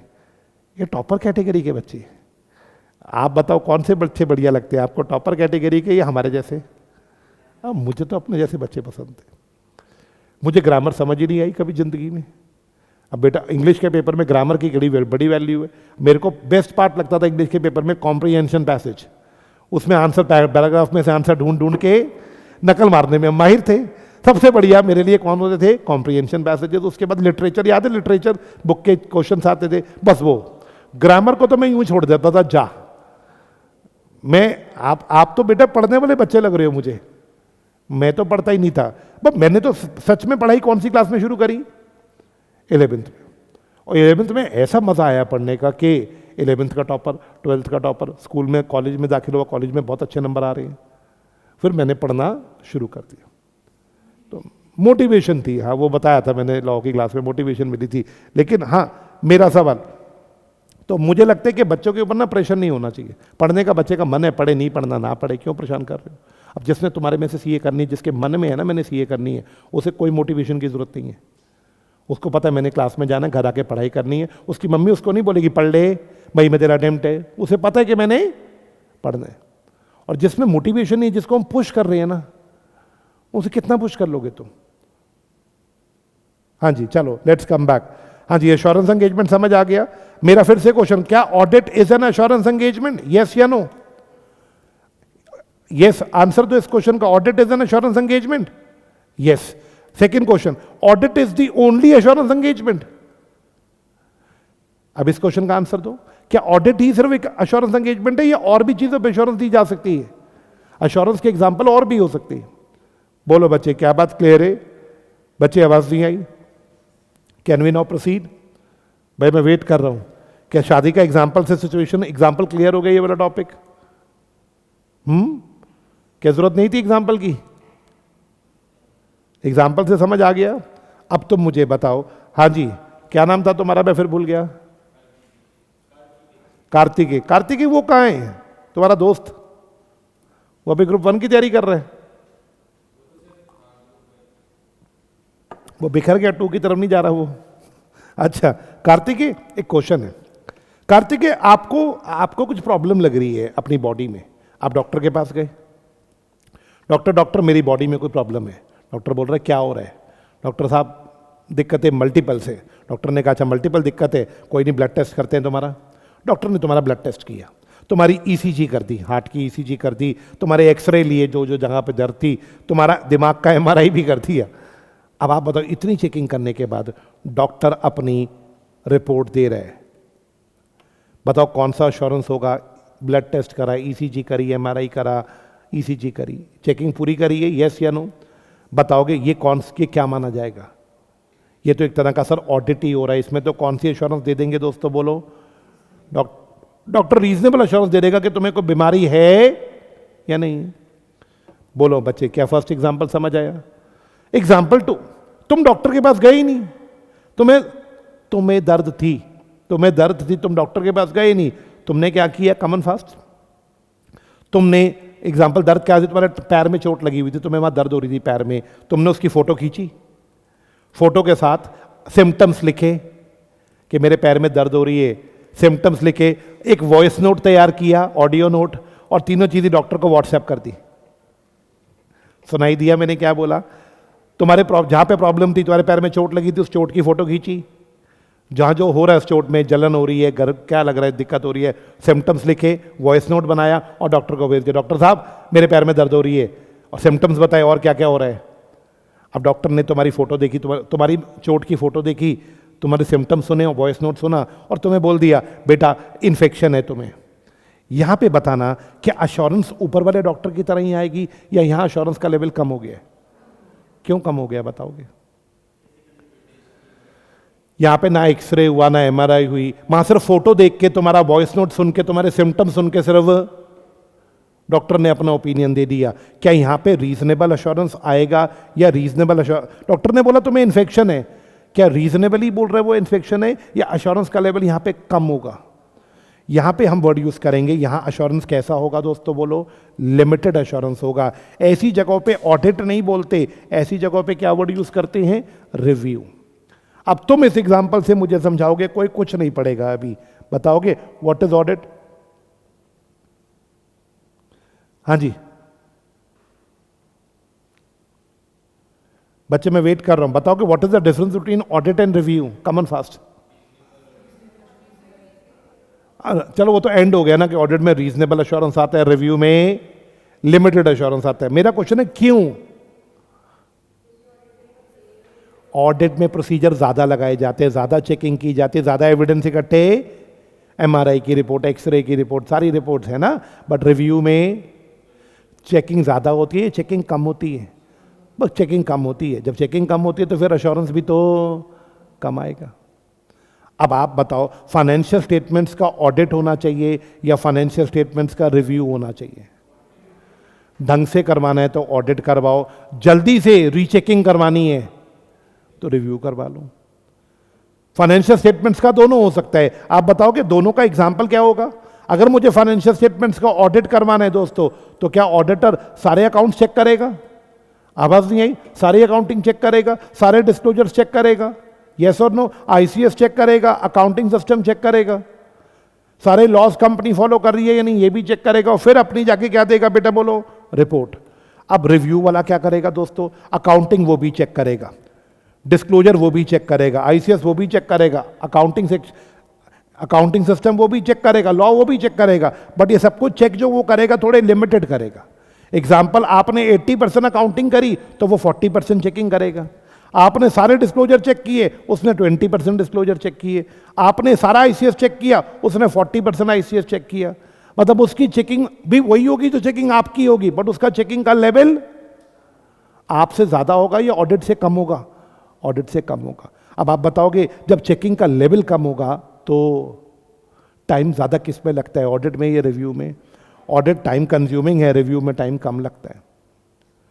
कंपनीज के लिए ऑडिट कराना कंपलसरी है या रिव्यू कराना कंपलसरी है? ऑडिट। रीजन दोगे क्यों? क्योंकि यूजर्स रिलाई करते हैं ऑडिटर पे। अगर ऑडिटर रिव्यू करके जाएगा, मोटा मोटा चेक करके जाएगा, तो यूजर्स को डिसीजन लेने में दिक्कत आएगी, है ना। लॉ नहीं कहता और रिव्यू करवाने को, क्या क्लियर? हाँ, बट रिव्यू करवाना हो कंपनी को तो करवा सकते हो रिव्यू। रिव्यू में बस इतना ध्यान रखना कि ऑडिट के कंपैरिजन में चेकिंग का लेवल, आवाज नहीं आई, कम होगा। चेकिंग का लेवल कम होगा तो फिर अश्योरेंस का लेवल भी तो लिमिटेड होगा। लिमिटेड मतलब अश्योरेंस का लेवल ज्यादा होगा या कम होगा? कम होगा। क्या बच्चों समझ आया what is audit, what is review? भाई आवाज नहीं आई है मेरा सवाल। लो जी, अब हम पढ़ते हैं ऑडिट और रिव्यू। आज की क्लास का सेकेंड लास्ट टॉपिक। मैंने 15 कहाँ तक मैंने मार्क किया था? चलो 16 तो मैंने कहा था कहोगे तो करवा दूंगा, नहीं तो मैंने तो 15 तक ही सोचा था। बाकी आप जैसा कहोगे वैसा हो जाएगा। टॉपिक हल्के हैं आज, कोई टेक्निकल टॉपिक मैंने उठाया ही नहीं है। हाँ जी बताओ।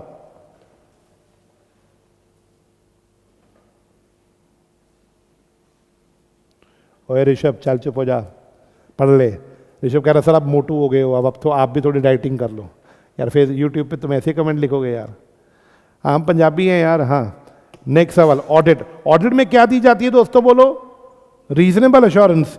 क्या बात क्लियर है? रिव्यू में क्या दी जाती है दोस्तों बताना? लिमिटेड। लिमिटेड मतलब कितनी? मैंने लिखा provide lower level of assurance than audit. Procedure ज्यादा किस में लगते हैं? क्या रिव्यू में कोई प्रोसीजर नहीं लगता? ये प्रोसीजर कम लगते हैं।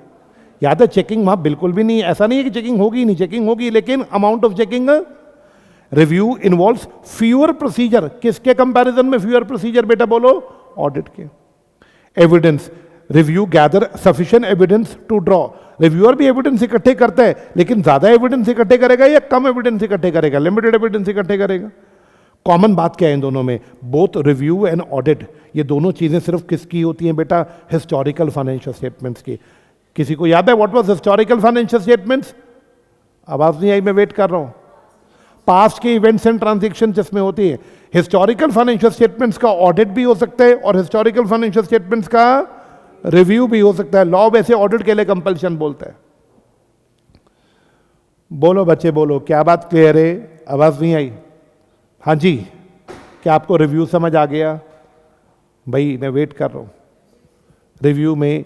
हाँ जी, अब चलते हैं एंडिंग पे। एंडिंग पे 1.15 टाइप्स ऑफ अश्योरेंस एंगेजमेंट। अब यहां देखो, टाइप्स ऑफ अश्योरेंस एंगेजमेंट पढ़ने से पहले क्या 13 में वर्ड पढ़ा था अश्योरेंस एंगेजमेंट? जहां मैंने बोला था ऑडिट अकेली अश्योरेंस एंगेजमेंट है या ऑडिट के अलावा और भी अश्योरेंस एंगेजमेंट हो सकती है? चलो देखते हैं, क्वेश्चन पूछ के जवाब देना। इस ऑनलाइन वाले बच्चों तुमसे पूछ रहा हूं, पहले ऑनलाइन वालों की सुनते हैं, ऑफलाइन भी बोलेंगे।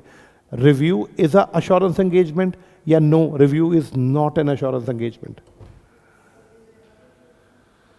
आंसर चाहिए। Review is an assurance engagement, yes या no? Review is not an assurance engagement. Online वालों तुम्हारी सुनता हूं, ऑफलाइन ने तो जवाब दे दिया, ऑनलाइन वालों जल्दी बताओ।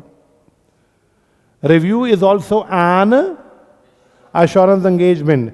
सर अश्योरेंस एंगेजमेंट का मतलब जिसमें अश्योरेंस दी जाती है, चाहे रीजनेबल दी जाए चाहे रीजनेबल से कम दी जाए। बोलो जी, क्या बात क्लियर है? आई रिपीट, आपको ये बात समझ आ गया कि रिव्यू भी एक रीजनेबल अश्योरेंस एंगेजमेंट है। अब रिव्यू भी एक अश्योरेंस एंगेजमेंट है। अब चलते हैं लास्ट 15 पे। देखो वर्ड एक रीजनेबल अश्योरेंस और एक वर्ड क्या है बेटा बोलो? फर्स्ट पॉइंट, अभी फर्स्ट पे चलो। फर्स्ट और थर्ड ये दोनों ऑडिट और रिव्यू की बात करेंगे। फर्स्ट और थर्ड किसकी बात करेंगे? Common fast, audit versus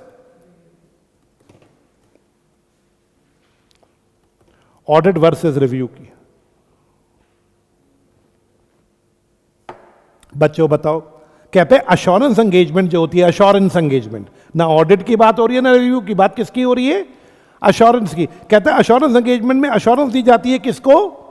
users को, जिसका डिग्री ऑफ अश्योरेंस अलग अलग हो सकता है। ज्यादा अश्योरेंस चाहिए तो ऑडिट करा लो, कम अश्योरेंस चाहिए तो रिव्यू करवा लो। क्या बात क्लियर? रीजनेबल अश्योरेंस एंगेजमेंट किसका एग्जांपल है? Reasonable assurance engagement. यहां पे लेवल ऑफ अश्योरेंस कैसा होगा? Limited assurance engagement. इसका एग्जांपल क्या होगा? यहां पे जो अश्योरेंस का लेवल होगा वो ज्यादा होगा या कम होगा? किसके कंपैरिजन में कम होगा? ऑडिट के कंपैरिजन में।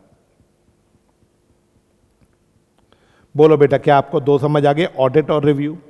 अब एक तीसरी भी अश्योरेंस होती है इन दोनों के अलावा, अदर अश्योरेंस। अदर अश्योरेंस क्या होती है अभी डिटेल में पढ़ाऊंगा, अभी इसको हॉल्ट पे डालो। दोबारा बोल रहा हूं, सिर्फ अश्योरेंस एंगेजमेंट के 3 एग्जांपल किताब में दे रखे हैं। ऑडिट एक अश्योरेंस एंगेजमेंट है, रिव्यू एक अश्योरेंस एंगेजमेंट है, अब एक तीसरी भी है। अब मैंने क्या बोला? एक तीसरी भी। चलो देखते हैं तीसरी की कौन सी है। सुनो बेटा, जो फ्यूचर का डेटा होता है, फ्यूचर का, उसको बोलेंगे प्रोस्पेक्टिव फाइनेंशियल इंफॉर्मेशन। क्या बोलेंगे उसको? Prospective financial information. ये जस्ट उल्टा वर्ड है। किसका उल्टा वर्ड है? कोई बताएगा? हिस्टोरिकल फाइनेंशियल इंफॉर्मेशन का। बताओगे हिस्टोरिकल फाइनेंशियल इंफॉर्मेशन का ऑपोजिट वर्ड है प्रोस्पेक्टिव फाइनेंशियल इंफॉर्मेशन। बताओगे? अगर मेरे पास पास्ट इवेंट्स और पास्ट ट्रांजैक्शन है तो वो कौन सा डेटा है? हिस्टोरिकल। हिस्टोरिकल में एच वर्ड आ रहा है, हिस्ट्री है, और प्रोस्पेक्टिव में पी वर्ड आ रहा है, प्रोजेक्शन, फ्यूचर। फ्यूचर के प्रॉफिट्स क्या माने जाएंगे? भाई आवाज नहीं आई, मैं वेट कर रहा हूं। फ्यूचर के प्रॉफिट्स क्या माने जाएंगे? Prospective financial information. क्या बात क्लियर है? अब एक कंपनी है, मुझे कहती है अश्मीत सर, मैंने कहा बोलो जी। कहती है सर मेरे को एक क्वेश्चन है आपसे। मैंने कहा जी बताओ। बच्चों मैं आपको, चलो पहले मैं मजाक में बात करता हूँ 2 मिनट, फिर मैं अपनी बात पे सीरियसली आऊँगा, ठीक है ना? क्योंकि ना मैंने आपकी बॉडी लैंग्वेज से जो ऑब्जर्व किया ना, मुझे ना इतने साल हो गए ऑडिट पढ़ाते हुए, लेकिन मैंने जो बात ऑब्जर्व करी वो पता क्या है, मैं ना पहले ना ऑडिट में ऐसे एग्जाम्पल देता नहीं था, मैं फ्रैंकली बोलूँगा। मैं ऑडिट में सीधा एग्जाम्पल कौन से देता था, बुक के अकाउंट्स वाले example, ledger, sale, purchase. But मैंने इस बार क्या देखा, जब मैंने एग्जाम्पल दिए ना लड़का लड़की, तो बच्चे ज़्यादा रिस्पॉन्स दे रहे हैं। मुझे लगा था बच्चे मैच्योर हो जाते हैं ऑडिट की क्लास में आके, बट मेरी सोच गलत थी। बच्चों को एग्जाम्पल अभी भी देसी चाहिए होते बच्चों वाले। अब एक वर्ड सुनो, एक होती है हिस्टोरिकल इंफॉर्मेशन और एक होती है प्रोस्पेक्टिव। कोई बच्चा बताएगा एक लड़के की पास जॉब कैसी इंफॉर्मेशन है, पास जॉब, पास सैलरी, ये कैसा डेटा दोस्तों बताओ? उसके स्कूल मार्क्स हिस्टोरिकल है, उसके पुराने बिहेवियर सब हिस्टोरिकल है। अब इधर देखना prospective, I will get promotion. लड़का कहता है ऋषिका को, जब लड़का देखने आया, ऋषिका के पापा ने बोला बेटा प्रमोशन, अंकल मिल जाएगी 2 साल में। अच्छा अंकल, वेरी गुड बेटा, प्रमोशन मिल जाएगी। अंकल आई विल, मैं से अंकल अपना ही बिजनेस स्टार्ट करूंगा अभी 2-3 साल में। Uncle I will earn 50 lakh in few years, 50 lakh per year in few years. I will get promotion, I will start business, I will earn 50 lakh. These are past information और these are future information. इसको क्या बोलेंगे दोस्तों बताओ? Prospective information. क्या बोलेंगे? Prospective. Accounting है तो वर्ड बोलते हैं प्रोस्पेक्टिव फाइनेंशियल इंफॉर्मेशन। अब आपके सामने मैंने दोनों इंफॉर्मेशन लिख दी, हिस्टोरिकल भी प्रोस्पेक्टिव भी। मैं एक क्वेश्चन पूछूं आपसे, हिस्टोरिकल इंफॉर्मेशन अजम्पशन पे बेस्ड होती है, फ्यूचर प्लान्स पे बेस्ड होती है, यस और नो। मेरे को प्रमोशन मिलेगी, मैं बिजनेस शुरू करूंगा, मेरी सैलरी 50 लाख हो जाएगी, ये आपकी अजम्पशंस हैं या आपके फ्यूचर प्लान से। अब ऐसे केसेस में अगर आप ऑडिटर को बुला के बोलते हैं ऑडिटर जरा चेक करके बताइए इसकी ये फ्यूचर इंफॉर्मेशन सही है, क्या इसको प्रमोशन मिलेगी, क्या ये 50 लाख कमा लेगा, क्या ये बिजनेस कर लेगा। अब ऑडिटर क्या इनको चेक कर सकते हैं? तो जवाब सुनो, ऑडिटर कहता है मुझे चेक करने दो। ऑडिटर से अजम्पशंस लुक्स रीजनेबल। ऑडिटर ने क्या चेक करी? आपकी अजम्पशंस। आपकी पहली अजम्पशन थी प्रमोशन, ऑडिटर ने आपके ऑफिस में जाके पता किया कि प्रमोशन मिलेगी, तो आपके बॉस ने बोला हाँ 2 साल में दे देंगे इसको प्रमोशन, तो अजम्पशन रीजनेबल लग रही है। आप बिजनेस शुरू करोगे, ऑडिटर ने वेरीफाई किया कि आप बिजनेस शुरू कर सकते हो, आपके पापा दादादारी बिजनेस करते हैं तो आपके भी चांसेस बढ़ जाते हैं बिजनेस करने के, क्या आप 50 लाख कमाओगे। अब ऑडिटर ने ये भी वेरीफाई किया प्रेजेंट में आप 20 लाख कमा रहे हो, बट अगर आपको प्रमोशन मिल जाती है तो आपकी सैलरी 50 लाख हो जाएगी। तो ऑडिटर क्या कहते हैं? ऑडिटर से assumption looks reasonable but no guarantee on future. कोई बच्चा समझाएगा?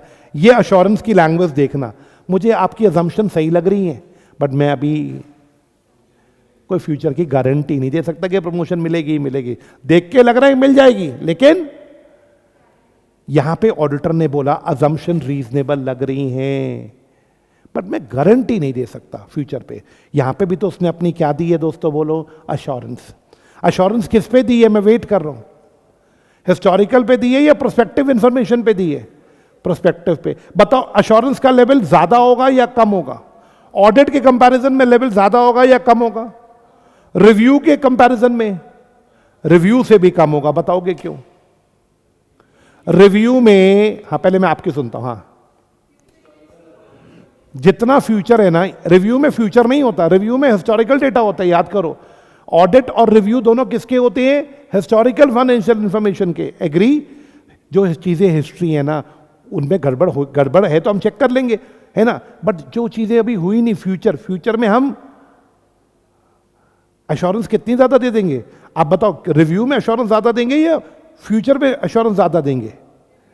मुझे लगता है रिव्यू, इसमें तो रिव्यू से भी कम होगी। ये तो प्रोस्पेक्टिव फाइनेंशियल इंफॉर्मेशन है, इसमें तो एश्योरेंस सबसे कम होगी। सबसे ज्यादा एश्योरेंस ऑडिट में होगी, ऑडिट से कम एश्योरेंस रिव्यू में होगी, और रिव्यू से भी कम एश्योरेंस किस में होगी दोस्तों बताओ? प्रोस्पेक्टिव फाइनेंशियल इंफॉर्मेशन में। क्या बात क्लियर है? आवाज नहीं आई तो प्रोस्पेक्टिव फाइनेंशियल इंफॉर्मेशन का क्या हो सकता है? ऑडिट हो सकता है, रिव्यू हो सकता है, या सिर्फ एश्योरेंस दे सकते हैं? आवाज नहीं आई।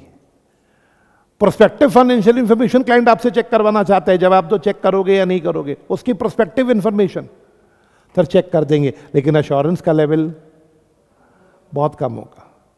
बोलो जी सर एविडेंस नहीं होते क्या इसमें? बेटे एविडेंस होते हैं, बॉस ने बोला प्रमोशन देंगे, अब बॉस की बात फ्यूचर बात है ना, प्रमोशन देंगे फ्यूचर ओरिएंटेड एविडेंस है, मेरी बात समझ रहे? अच्छा इसमें बताना पास सैलरी या फ्यूचर ओरिएंटेड एविडेंस है, पास सैलरी स्लिप अवेलेबल होगी तो ये तो पक्का एविडेंस है। किसी को मेरी बात समझ आ रही है? अश्योरेंस का लेवल बहुत कम हो जाता है इसमें। बोलो बच्चे आवाज नहीं आई? तो क्लाइंट अगर आपको बोलता है 24-25 का कर दो तो आप क्या कर दोगे? 24-25 गुजर चुका है सर, इस बोलना इसका सर ऑडिट भी हो सकता है और इसका अब आप देखो सर क्या करवाना है। क्लाइंट बोला मैंने 27-28 का एक एस्टिमेटेड प्रॉफिट कैलकुलेट किया है सर, मैंने कहा सर कितना? बोले सर 200 करोड़, इसका ऑडिट कर दो सर। 27-28 का एस्टिमेटेड प्रॉफिट, इसका ऑडिट हो सकता है? जवाब देना यस या नो। नहीं हो सकता। रिव्यू हो सकता है इसका? नहीं हो सकता। काटा मार दो। सिर्फ क्या दे सकते हैं? और एश्योरेंस का लेवल बहुत कम होगा। क्यों कम होगा? क्योंकि ये डेटा फ्यूचर का है, प्रोस्पेक्टिव है। बोलो बच्चे क्या बात क्लियर है? अच्छा एक बात बताओ, क्या क्लाइंट हमें बुला सकता है आईसीएस चेक करने को? क्लाइंट कह रहा है आप हमारे आईसीएस पे क्या दे दो, कम एंड फास्ट अश्योरेंस दे दो कि आईसीएस अच्छा है या बेकार है। अब आप बताओ मैं रीजनेबल अश्योरेंस दूं, मतलब ऑडिट की तरह करूं, रिव्यू करूं, या इनसे भी नीचे ले जाऊं लेवल, सिर्फ अश्योरेंस दे दूं? मेरा जवाब, अगर क्लाइंट मुझे अच्छे खासे एविडेंस दिखा देगा तो मैं बहुत अच्छे एविडेंसेस दिखा देगा तो मैं कैसी एश्योरेंस दे दूंगा? जैसे मैं किस में देता हूं दोस्तों बताओ? ऑडिट में। अगर आईसीएस को लेके मुझे लिमिटेड एविडेंस दिखाएगा तो फिर मैं रिव्यू करूंगा। अगर आईसीएस को लेके मुझे कोई खास एविडेंस दिखाई नहीं रहा तो फिर मैं आईसीएस पे सिर्फ अश्योरेंस दे पाऊंगा, और अश्योरेंस का लेवल तो आप जानते हैं कि कम हो जाएगा। सीधी बात क्या समझ आई? किस पे डिपेंड करेगा? आपके एविडेंस पे। बहुत गुड क्वालिटी एविडेंसेस मिल गए तो आप रीजनेबल अश्योरेंस दे सकते हैं, थोड़े से एविडेंस मिले तो रिव्यू कर सकते हैं, और अगर एविडेंस है ही नहीं या एविडेंस फ्यूचर ओरिएंटेड है, फ्यूचर नेचर के एविडेंसेस हैं, तो ऐसे केसेस में तो हम सिर्फ अश्योरेंस दे सकते हैं और अश्योरेंस का लेवल भी बहुत कम रहेगा। भाई आवाज नहीं आई? मैं वेट कर रहा हूं। हाँ जी, मेरा सवाल, मेरा क्वेश्चन था बच्चों से, अभी देखिएगा। अब हमारे सामने देखो, मैंने ये पॉइंट छोड़ा था, मैंने बोला ऑडिट एक अश्योरेंस एंगेजमेंट है, रिव्यू भी एक अश्योरेंस एंगेजमेंट है। अब तीसरा पढ़ो, other assurance may relate to other than, ध्यान से पढ़ना, may relate to other than financial information. Other than financial information का मतलब एग्जांपल प्रोस्पेक्टिव फाइनेंशियल इंफॉर्मेशन का रिव्यू करवा लो। आप आईसीएस का भी क्या करवा लो दोस्त, सॉरी मेरे मुंह से गलत निकल गया, प्रोस्पेक्टिव फाइनेंशियल इंफॉर्मेशन का रिव्यू होगा या प्रोस्पेक्टिव फाइनेंशियल इंफॉर्मेशन पे सिर्फ अश्योरेंस दी जाएगी? और आईसीएस के ऊपर भी सिर्फ क्या दी जा सकती है? अश्योरेंस। बट आईसीएस पे मैं फिर बोल रहा हूं, अगर आईसीएस बहुत ढंग से चेक हो जाएगा तो हम आईसीएस पे रीजनेबल अश्योरेंस भी दे सकते हैं। क्या क्लियर है? अब जरा देखिएगा मेरा डाउट सब बच्चों से, पहले जरा इधर आओ। Difference between reasonable and limited assurance. Reasonable assurance किस में आती है दोस्तों बोलो? ऑडिट में। लिमिटेड अश्योरेंस किस में आती है दोस्तों बोलो? ये टेबल खुद पढ़ के आना, मैं वेट कर रहा हूं जल्दी।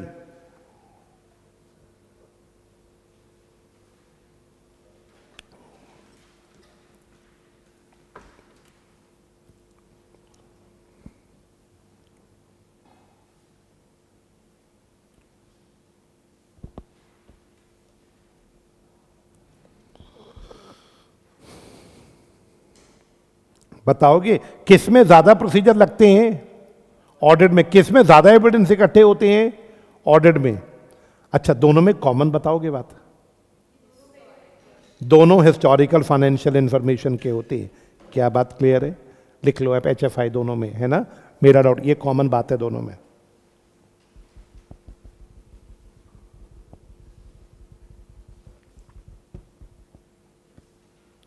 ये लिख लो।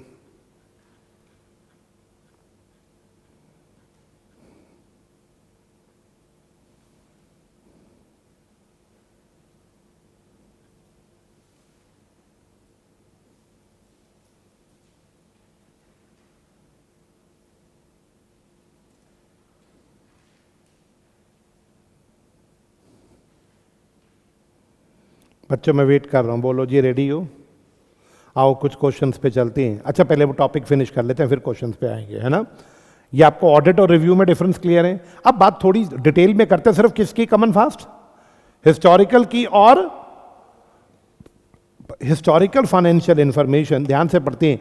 Historical financial information is based on past events, past conditions, past circumstance. What about prospective financial information? It is based on assumptions about future events. Future event, example future के profit पे अभी हम assumption ही तो दे सकते हैं कि अगले साल क्या कमा लेंगे। Example forecast सुना होगा अकाउंट्स की क्लास में या एफएम में, ये वर्ड forecast, projections या both। हमने forecast दिया, projection दी। बेटा forecast और projection में क्या फर्क होता है दोस्तों, याद है? एक थोड़ा ज्यादा रीजनेबल होता है, एक थोड़ा कम रीजनेबल होता है। अगर हमें लगता है पिछले सालों में हम 100 करोड़ कमा रहे हैं, तो इस साल लास्ट ईयर्स में हमारी सेल 100 करोड़ की हुई है, पिछले सालों में हमारी सेल 5% बढ़ती है, हमें लगता है अगले साल भी 5% ही बढ़ेगी। हम रीजनेबली सोच रहे हैं, तो ये क्या है बताओ बेटा? फोरकास्ट। अगर हम अनरीजनेबली सोच रहे हैं, पिछले साल 100 करोड़ कमाया, इस साल तो 125 करोड़ कमा लेंगे, तो ये क्या है बताओ? प्रोजेक्शन। किसकी क्वालिटी ज्यादा अच्छी है, फोरकास्ट की या प्रोजेक्शन की? फोरकास्ट की। क्या बात क्लियर है? अब जरा जल्दी से आ जाओ, मेरा डाउट सब लोगों से, की पॉइंट्स अबाउट किसकी बात चलेगी दोस्तों बताना? सब बच्चे मुझे समझाएंगे पहला पॉइंट। हाँ जी रेडी हैं, मैं वेट कर रहा हूं। तुम्हारी इन्वॉल्वमेंट मुझे अच्छी लगती है जब तुम बोलते हो। तो माइक देना बेटा। हाँ जी मेरा सवाल, हाँ बेटा फर्स्ट पॉइंट समझाएगा। प्रोस्पेक्टिव के लिए समझाने हैं सारे पॉइंट, प्रोस्पेक्टिव को लेके पहला।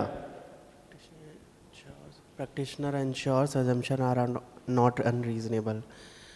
प्रैक्टिशनर जो होता है वो इंश्योर करता है जो assumption लगाई गई हैं वो अनरीजनेबल ना हो।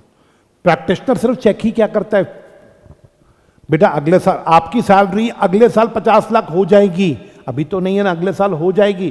प्रैक्टिशनर क्या चेक करेगा? ये जो assumption तुमने दी है ये रीजनेबल है या फिर अनरीजनेबल? सेकेंड पॉइंट, हाँ जी आगे आगे देना जरा माइक। सेकेंड पॉइंट समझाइए बेटा, पढ़ बेटा, साथ में पढ़ेगी समझ आ जाएगा। Prospective info is properly prepared and presented with material assumption disclosed. जो भी मटेरियल फैक्ट्स होंगे उनको अजम्पशंस को डिस्क्लोज करना चाहिए। मान लो हम कह रहे हो आपकी सैलरी 50 लाख होगी, तो अजम्पशन बताओ किस अजम्पशन से? अजम्पशन डिस्क्लोज कर दी। क्या डिस्क्लोज कर दिया? कि करंट सैलरी 35 लाख है, हाँ जी, इसमें हमारे को 40 लाख है, हमें 25% का प्रॉफिट इंक्रीमेंट ड्यू है हमारा नेक्स्ट ईयर। तो अब आप बताओ 40 लाख की सैलरी है, 25% का इंक्रीमेंट ड्यू है, तो 50 लाख को तो क्रॉस आप कर ही जाओगे, आपने ये डिस्क्लोज किया। ऑडिटर कैसे वेरीफाई करेगा? अगला point, evidence is future oriented. Sir इसकी हम गारंटी नहीं दे सकते कि ये फ्यूचर ओरिएंटेड का मतलब क्या है? एविडेंस है तो सही, इंक्रीमेंट होगा, बट ये एविडेंस भी तो फ्यूचर नेचर का है। इंक्रीमेंट हुआ थोड़ी ना, इंक्रीमेंट होगा। ये कैसे एविडेंस है दोस्तों बोलो? Future oriented. तो प्रैक्टिशनर गारंटी नहीं दे सकता कि इंक्रीमेंट होगा कि नहीं होगा। क्या बात क्लियर है? नेक्स्ट सवाल आगे भेजो जरा माइक। हाँ बेटा ऋषिका, प्रैक्टिशनर प्रोवाइड्स, एक नया वर्ड सीखो Rishika, practitioner provides moderate assurance. बताओगे बेटा मॉडरेट एश्योरेंस में वो क्या लिखता है? वो ऐसे लिखता है, nothing came to attention suggesting assumptions are unreasonable. बस वो इतना लिखता है, अजम्पशंस आर। ये देखो ये वाला एग्जांपल याद है किसी को? ऑडिटर से assumptions look reasonable but no guarantee on future. वो बस अजम्पशंस बता देगा आपकी रीजनेबल है या फिर अनरीजनेबल। यहां पे इन्होंने एक नया वर्ड बोला बेटा, मॉडरेट एश्योरेंस। किताब से चलती है, ऑडिट में ये बोलते हैं कौन सा एश्योरेंस? रीजनेबल। रिव्यू में ये बोलते हैं लिमिटेड एश्योरेंस, और यहां पे ये अदर एश्योरेंस में क्या वर्ड यूज करते हैं दोस्तों बताओ? Moderate assurance. तो मुझे बताओगे मॉडरेट एश्योरेंस, रीजनेबल एश्योरेंस और लिमिटेड एश्योरेंस से इनका लेवल और भी कम होगा। किताब में ये 3 वर्ड्स है। ऑडिट के लिए वर्ड यूज हो रहा है रीजनेबल एश्योरेंस, रिव्यू के लिए क्या वर्ड यूज हो रहा है? लिमिटेड एश्योरेंस, और अदर एश्योरेंस के लिए क्या वर्ड यूज हो रहा है? Moderate assurance. बट मैं तुम्हें बताऊं एक जर्नल बात, लिमिटेड एश्योरेंस का मतलब क्या होता है? अगर मैं तुमसे पूछूं किताब से बाहर आके, लिमिटेड एश्योरेंस होगा लेकिन लिमिट तक होगा, मॉडरेट में भी तो क्या हो रहा है, मॉडरेट भी तो एक एग्जाम्पल किसका होना चाहिए, लिमिटेड अश्योरेंस का ही एक एग्जाम्पल होना चाहिए। इंग्लिश में तो ये बात बिल्कुल ठीक है, बट हम किताब से चलेंगे, किताब में जिसके लिए जो वर्ड यूज हो रहा है पेपर में आप वही वर्ड यूज करेंगे। Audit, reasonable assurance, review, limited assurance, and other assurance, assurance on prospective financial information, moderate assurance. बताओ प्रोस्पेक्टिव फाइनेंशियल इंफॉर्मेशन में हम सिर्फ क्या बताते हैं कि आपकी अजम्पशंस रीजनेबल है या नहीं है, बस इतना चेक करके बताते हैं, इससे ज्यादा हम चेकिंग नहीं करते यहाँ पे। बोलो बच्चे क्या बात क्लियर है? ये डिफरेंस किसके बीच में था बताओ, कि रीजनेबल अश्योरेंस और लिमिटेड अश्योरेंस, ये किसके बीच में डिफरेंस था, रीजनेबल और लिमिटेड? रीजनेबल होगी ऑडिट, लिमिटेड हो गई रिव्यू। बोलो बच्चे क्या बात क्लियर है? आवाज नहीं आई? अगर मैं यहां पे अपनी मर्जी से एक तीसरा बना दूं मॉडरेट अश्योरेंस, तो तुम बताओगे, मैं तुमसे पूछता हूं लेवल अश्योरेंस हाई था लोअर था, यहां पे भी तो मॉडरेट वर्ड आया बट ये हाई के कंटेक्स्ट में आया। आप बताओगे यहां पे क्या लिखूंगा अश्योरेंस का level, lower than audit as well as review. Procedure यहां पे एलैबोरेट प्रोसीजर लगते हैं, यहां पे फ्यू प्रोसीजर लगते हैं। यहां पे प्रोसीजर सिर्फ किस पे लगते हैं दोस्तों बताओगे? अजम्पशंस पे। यहां पे एविडेंस इकट्ठे ज्यादा करती है, यहां पे एविडेंस इकट्ठे कम करती है। यहां पे जो एविडेंस इकट्ठे करते हैं वो भी तो फ्यूचर ओरिएंटेड होते हैं। कंक्लूजन, यहां रीजनेबल है, यहां लिमिटेड है, यहां तो लिमिटेड से भी कम है, यहां क्या वर्ड है? मॉडरेट है। एग्जाम्पल ऑडिट, रिव्यू, हमने बोला यहां एग्जाम्पल बनेगा प्रोस्पेक्टिव फाइनेंशियल इंफॉर्मेशन। मैं एक क्वेश्चन पूछता हूं, जवाब देना। ऑडिट में हम सफिशिएंट एविडेंस इकट्ठे करते हैं, रिव्यू में इकट्ठे करते हैं सफिशिएंट एविडेंस? हाँ सर, मैंने बोला था किसी को एग्जाम्पल याद होगा मेरा वाला, एक एग्जाम्पल मैंने बनाया था बोर्ड पे, किसी को ध्यान है? अगर यहाँ अकाउंटिंग चेक हो रही है तो यहाँ पे भी अकाउंटिंग चेक हो रही है, यहाँ पे डिस्क्लोजर चेक हो रहे हैं तो यहाँ पे भी हो रहे हैं, यहाँ आईसीएस चेक हो रहा है तो यहाँ पे भी हो रहा है। चेकिंग सिर्फ रिव्यू में सारी चेकिंग ऑडिट की तरह ही होगी, बट ऑडिट के कंपैरिजन में कम होगी। हाँ, तीसरा जो है ना प्रोस्पेक्टिव फाइनेंशियल इंफॉर्मेशन, उसमें चेकिंग बिल्कुल ही कम होगी, क्योंकि उसमें तो अजम्पशन ही चेक करनी। बोलो बच्चे बोलो, क्या बात क्लियर है? अब तुम्हारी नॉलेज चेक करती है। लो जी, कुछ क्वेश्चन है मेरे, डायरेक्ट क्वेश्चन। देखो जो भी डायरेक्ट क्वेश्चन होगा बुक में, मैं उसका आंसर नहीं लिखता बुक में, बात समझ गए? क्वेश्चन पढ़ना। क्वेश्चन नंबर 1 सब बच्चे पढ़ेंगे।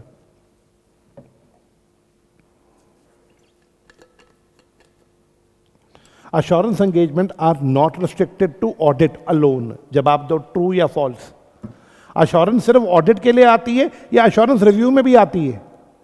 और क्या प्रोस्पेक्टिव फाइनेंशियल इंफॉर्मेशन में भी अश्योरेंस दी जाती है? तो जवाब दो, इसका आंसर क्या होगा, यस या नो? कंटेंट कहां से उठेगा दोस्तों बताना, कंटेंट कहां से उठेगा? ये रहा कंटेंट आपका। हाँ जी बताओ, कंटेंट आपको यहां मिल जाएगा सारा। इसमें क्या क्या लिखना होगा? इसमें लिखना है कि अश्योरेंस सिर्फ ऑडिट में नहीं जाती, रिव्यू में भी दी जाती है, अश्योरेंस तो प्रोस्पेक्टिव में भी दी जाती है।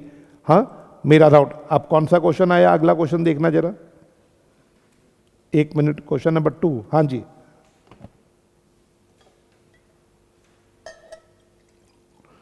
कौन सी होती है 3 पार्टीज बताओगे? प्रैक्टिशनर होता है, दूसरा रिस्पॉन्सिबल पार्टी जिसके लिए काम चेकिंग होती है, और तीसरा यूजर्स जिनके लिए चेकिंग होती है। बोलो जी, क्वेश्चंस क्लियर हैं? अब ये वाले क्वेश्चंस पढ़ना जरा।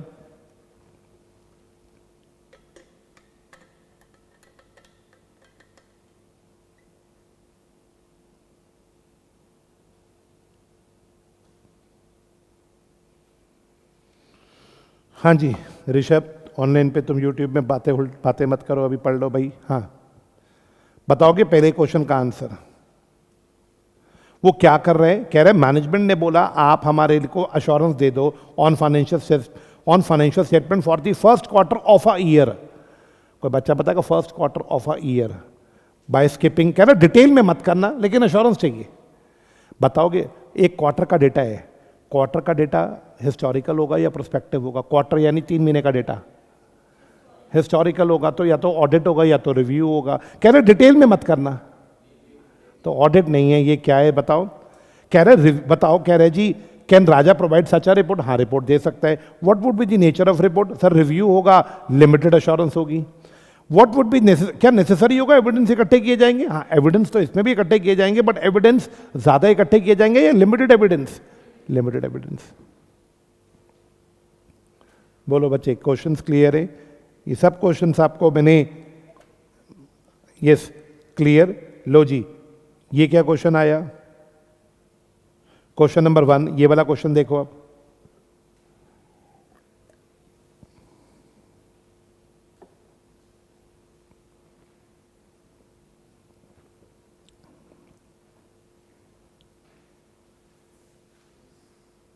उसे बोला गया specifically asked to check whether fraud exist, fraud देख के बता।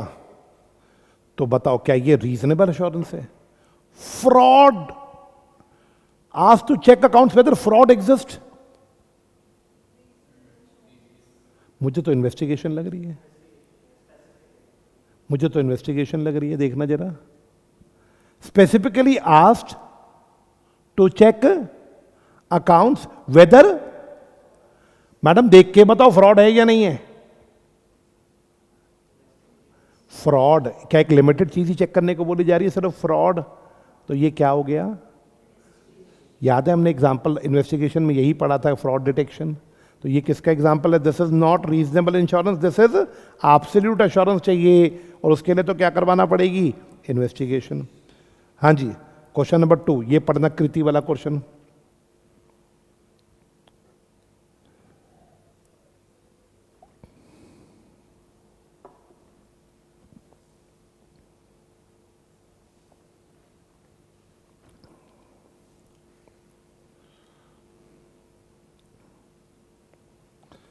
दो लड़कियां हैं, कीर्ति और सौम्या, दोनों के व्यू पढ़ लो और बताओ कौन सही जा रही है।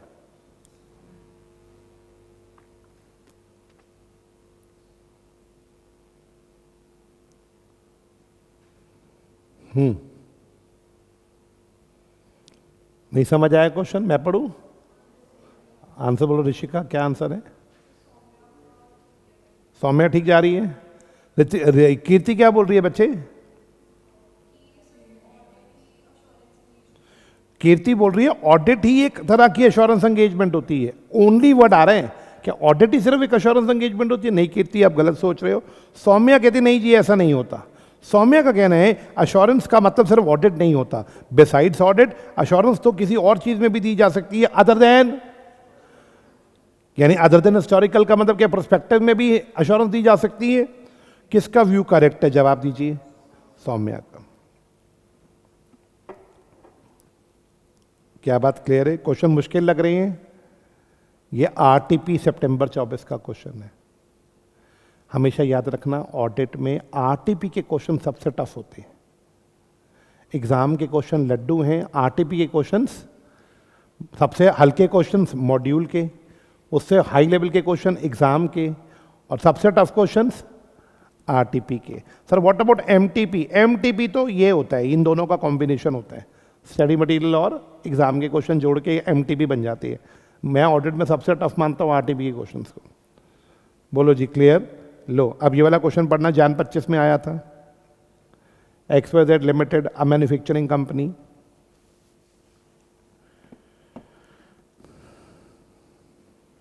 बेटा यान क्या होता है? यान धागा, वुल से, धागे से मतलब धागे से रिलेटेड वर्ड होता है ये।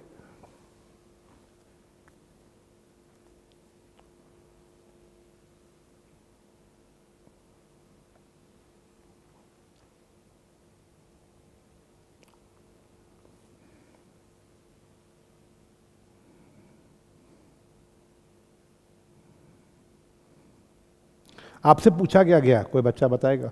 चेकिंग क्या कराएगी? बेटा आपका नाम क्या है बच्चे? लावण्या। बच्चे आप बताओगे क्वेश्चन की डिमांड क्या है?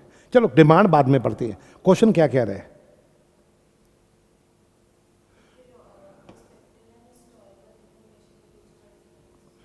नहीं वो तो डिमांड है ना, क्वेश्चन स्टोरी क्या है? एक कंपनी है जो एक्सपेंशन करना चाहती है। अच्छा, एक कंपनी एक्सपेंशन करना चाहती है, नया प्रोडक्ट लाना चाहती है।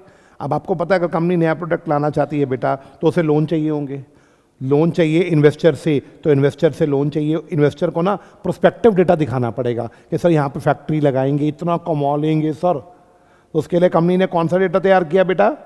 प्रोस्पेक्टिव। अब आप बताओ, इन्होंने एक ऑडिटर को बुलाया, बोला हमें एश्योरेंस चाहिए हमारी प्रोस्पेक्टिव डेटा पे। ऑडिटर ने कहा ठीक है जी, मैं आपके अजम्पशन चेक करके आपको रिपोर्ट दे दूंगा कि आपके अजम्पशन मुझे रीजनेबल लग रही हैं या अनरीजनेबल। अब आपसे बोला पहले तो डिफरेंस बताओ प्रोस्पेक्टिव और हिस्टोरिकल फाइनेंशियल इंफॉर्मेशन में।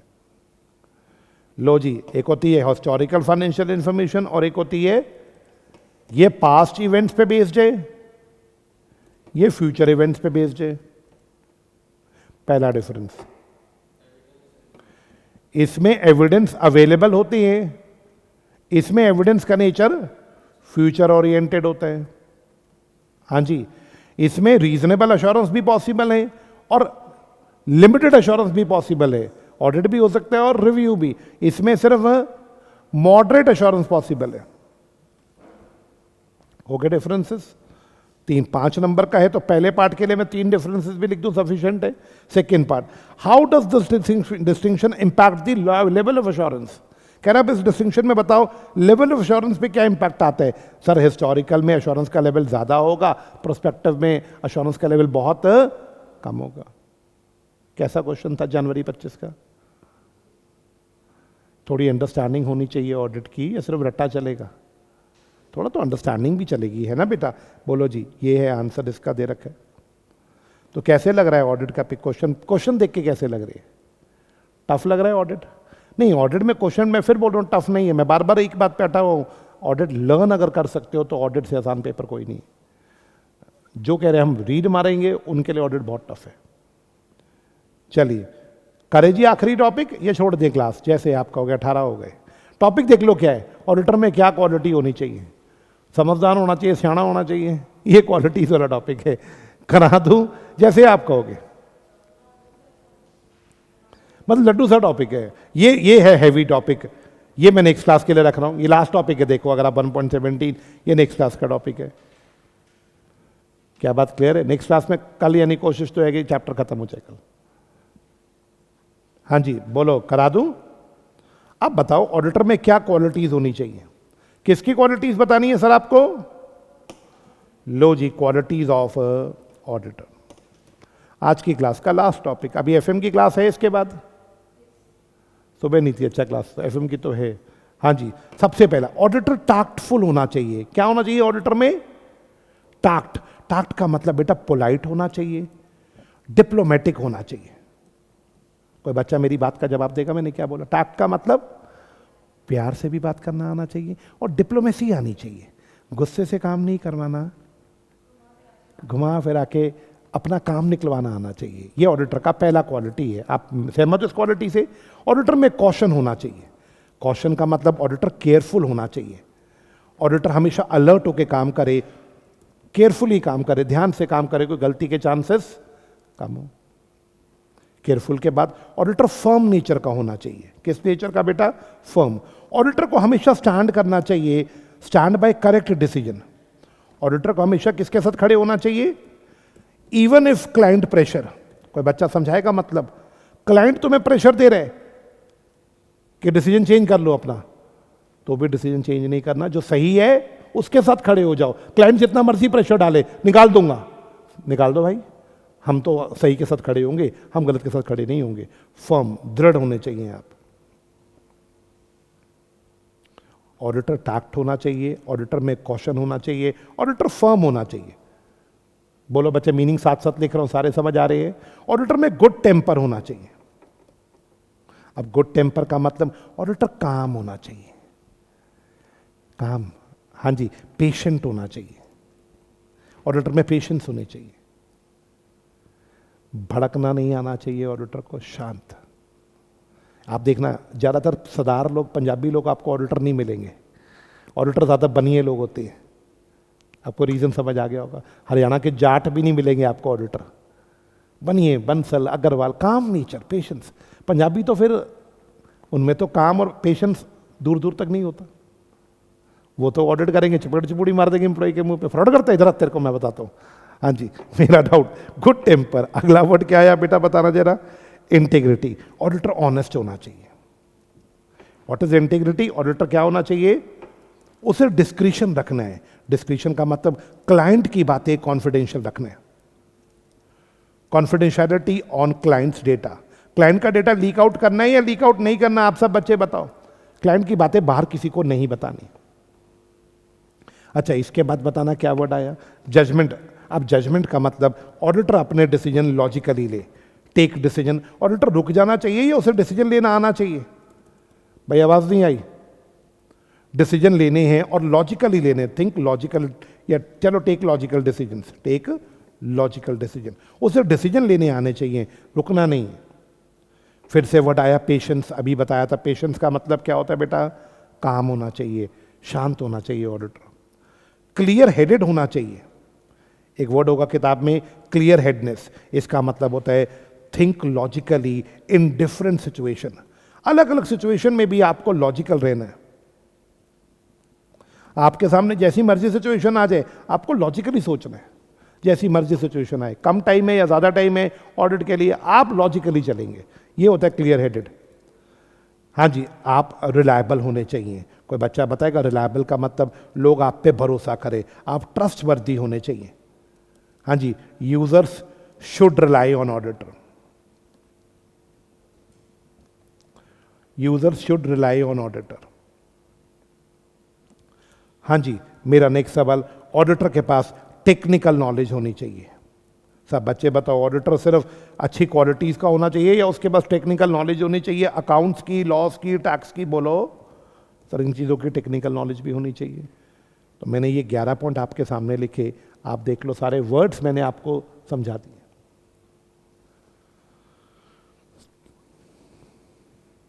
आप लोग ऑडिटर बनने वाले फ्यूचर के ऑडिटर हो, ये क्वालिटीज अपने अंदर समाने की कोशिश करो।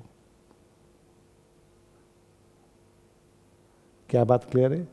सर आप ऑडिट नहीं करते ना, मेरे अंदर ये क्वालिटीज ही नहीं है, इसलिए मैं ऑडिटर की तरफ गया ही नहीं, मैं वकील बन गया। वकील के अंदर ये क्वालिटीज नहीं होनी चाहिए। वकील तो इमोशनल होती है, गुस्सा भी आ जाता है वकीलों को। कोर्ट में भाई साहब पुलिस वालों को बेइज्जती कर देते हैं, जज की भी कर देते हैं कभी कभी। हाँ जी, मेरा डाउट क्लियर है। ऑडिटर तो शांत होना चाहिए। फ्रॉड हो रहा है, दिख रहा है कौन क्या फ्रॉड कर रहा है, तो भी लॉजिकली, पेशेंस, क्लियर हेडेड। हाँ जी, मेरा डाउट, क्या आ जाएंगी तुम्हारे अंदर भी समय के साथ ये क्वालिटीज? बेटा ये क्वालिटी समय के साथ आती है। लोग कहते हैं मैं तो 40 साल का हो गया, मेरे तो अभी तक नहीं आई अंदर। हाँ जी, आप में आ जाती हैं तो आप ऑडिट जरूर करना।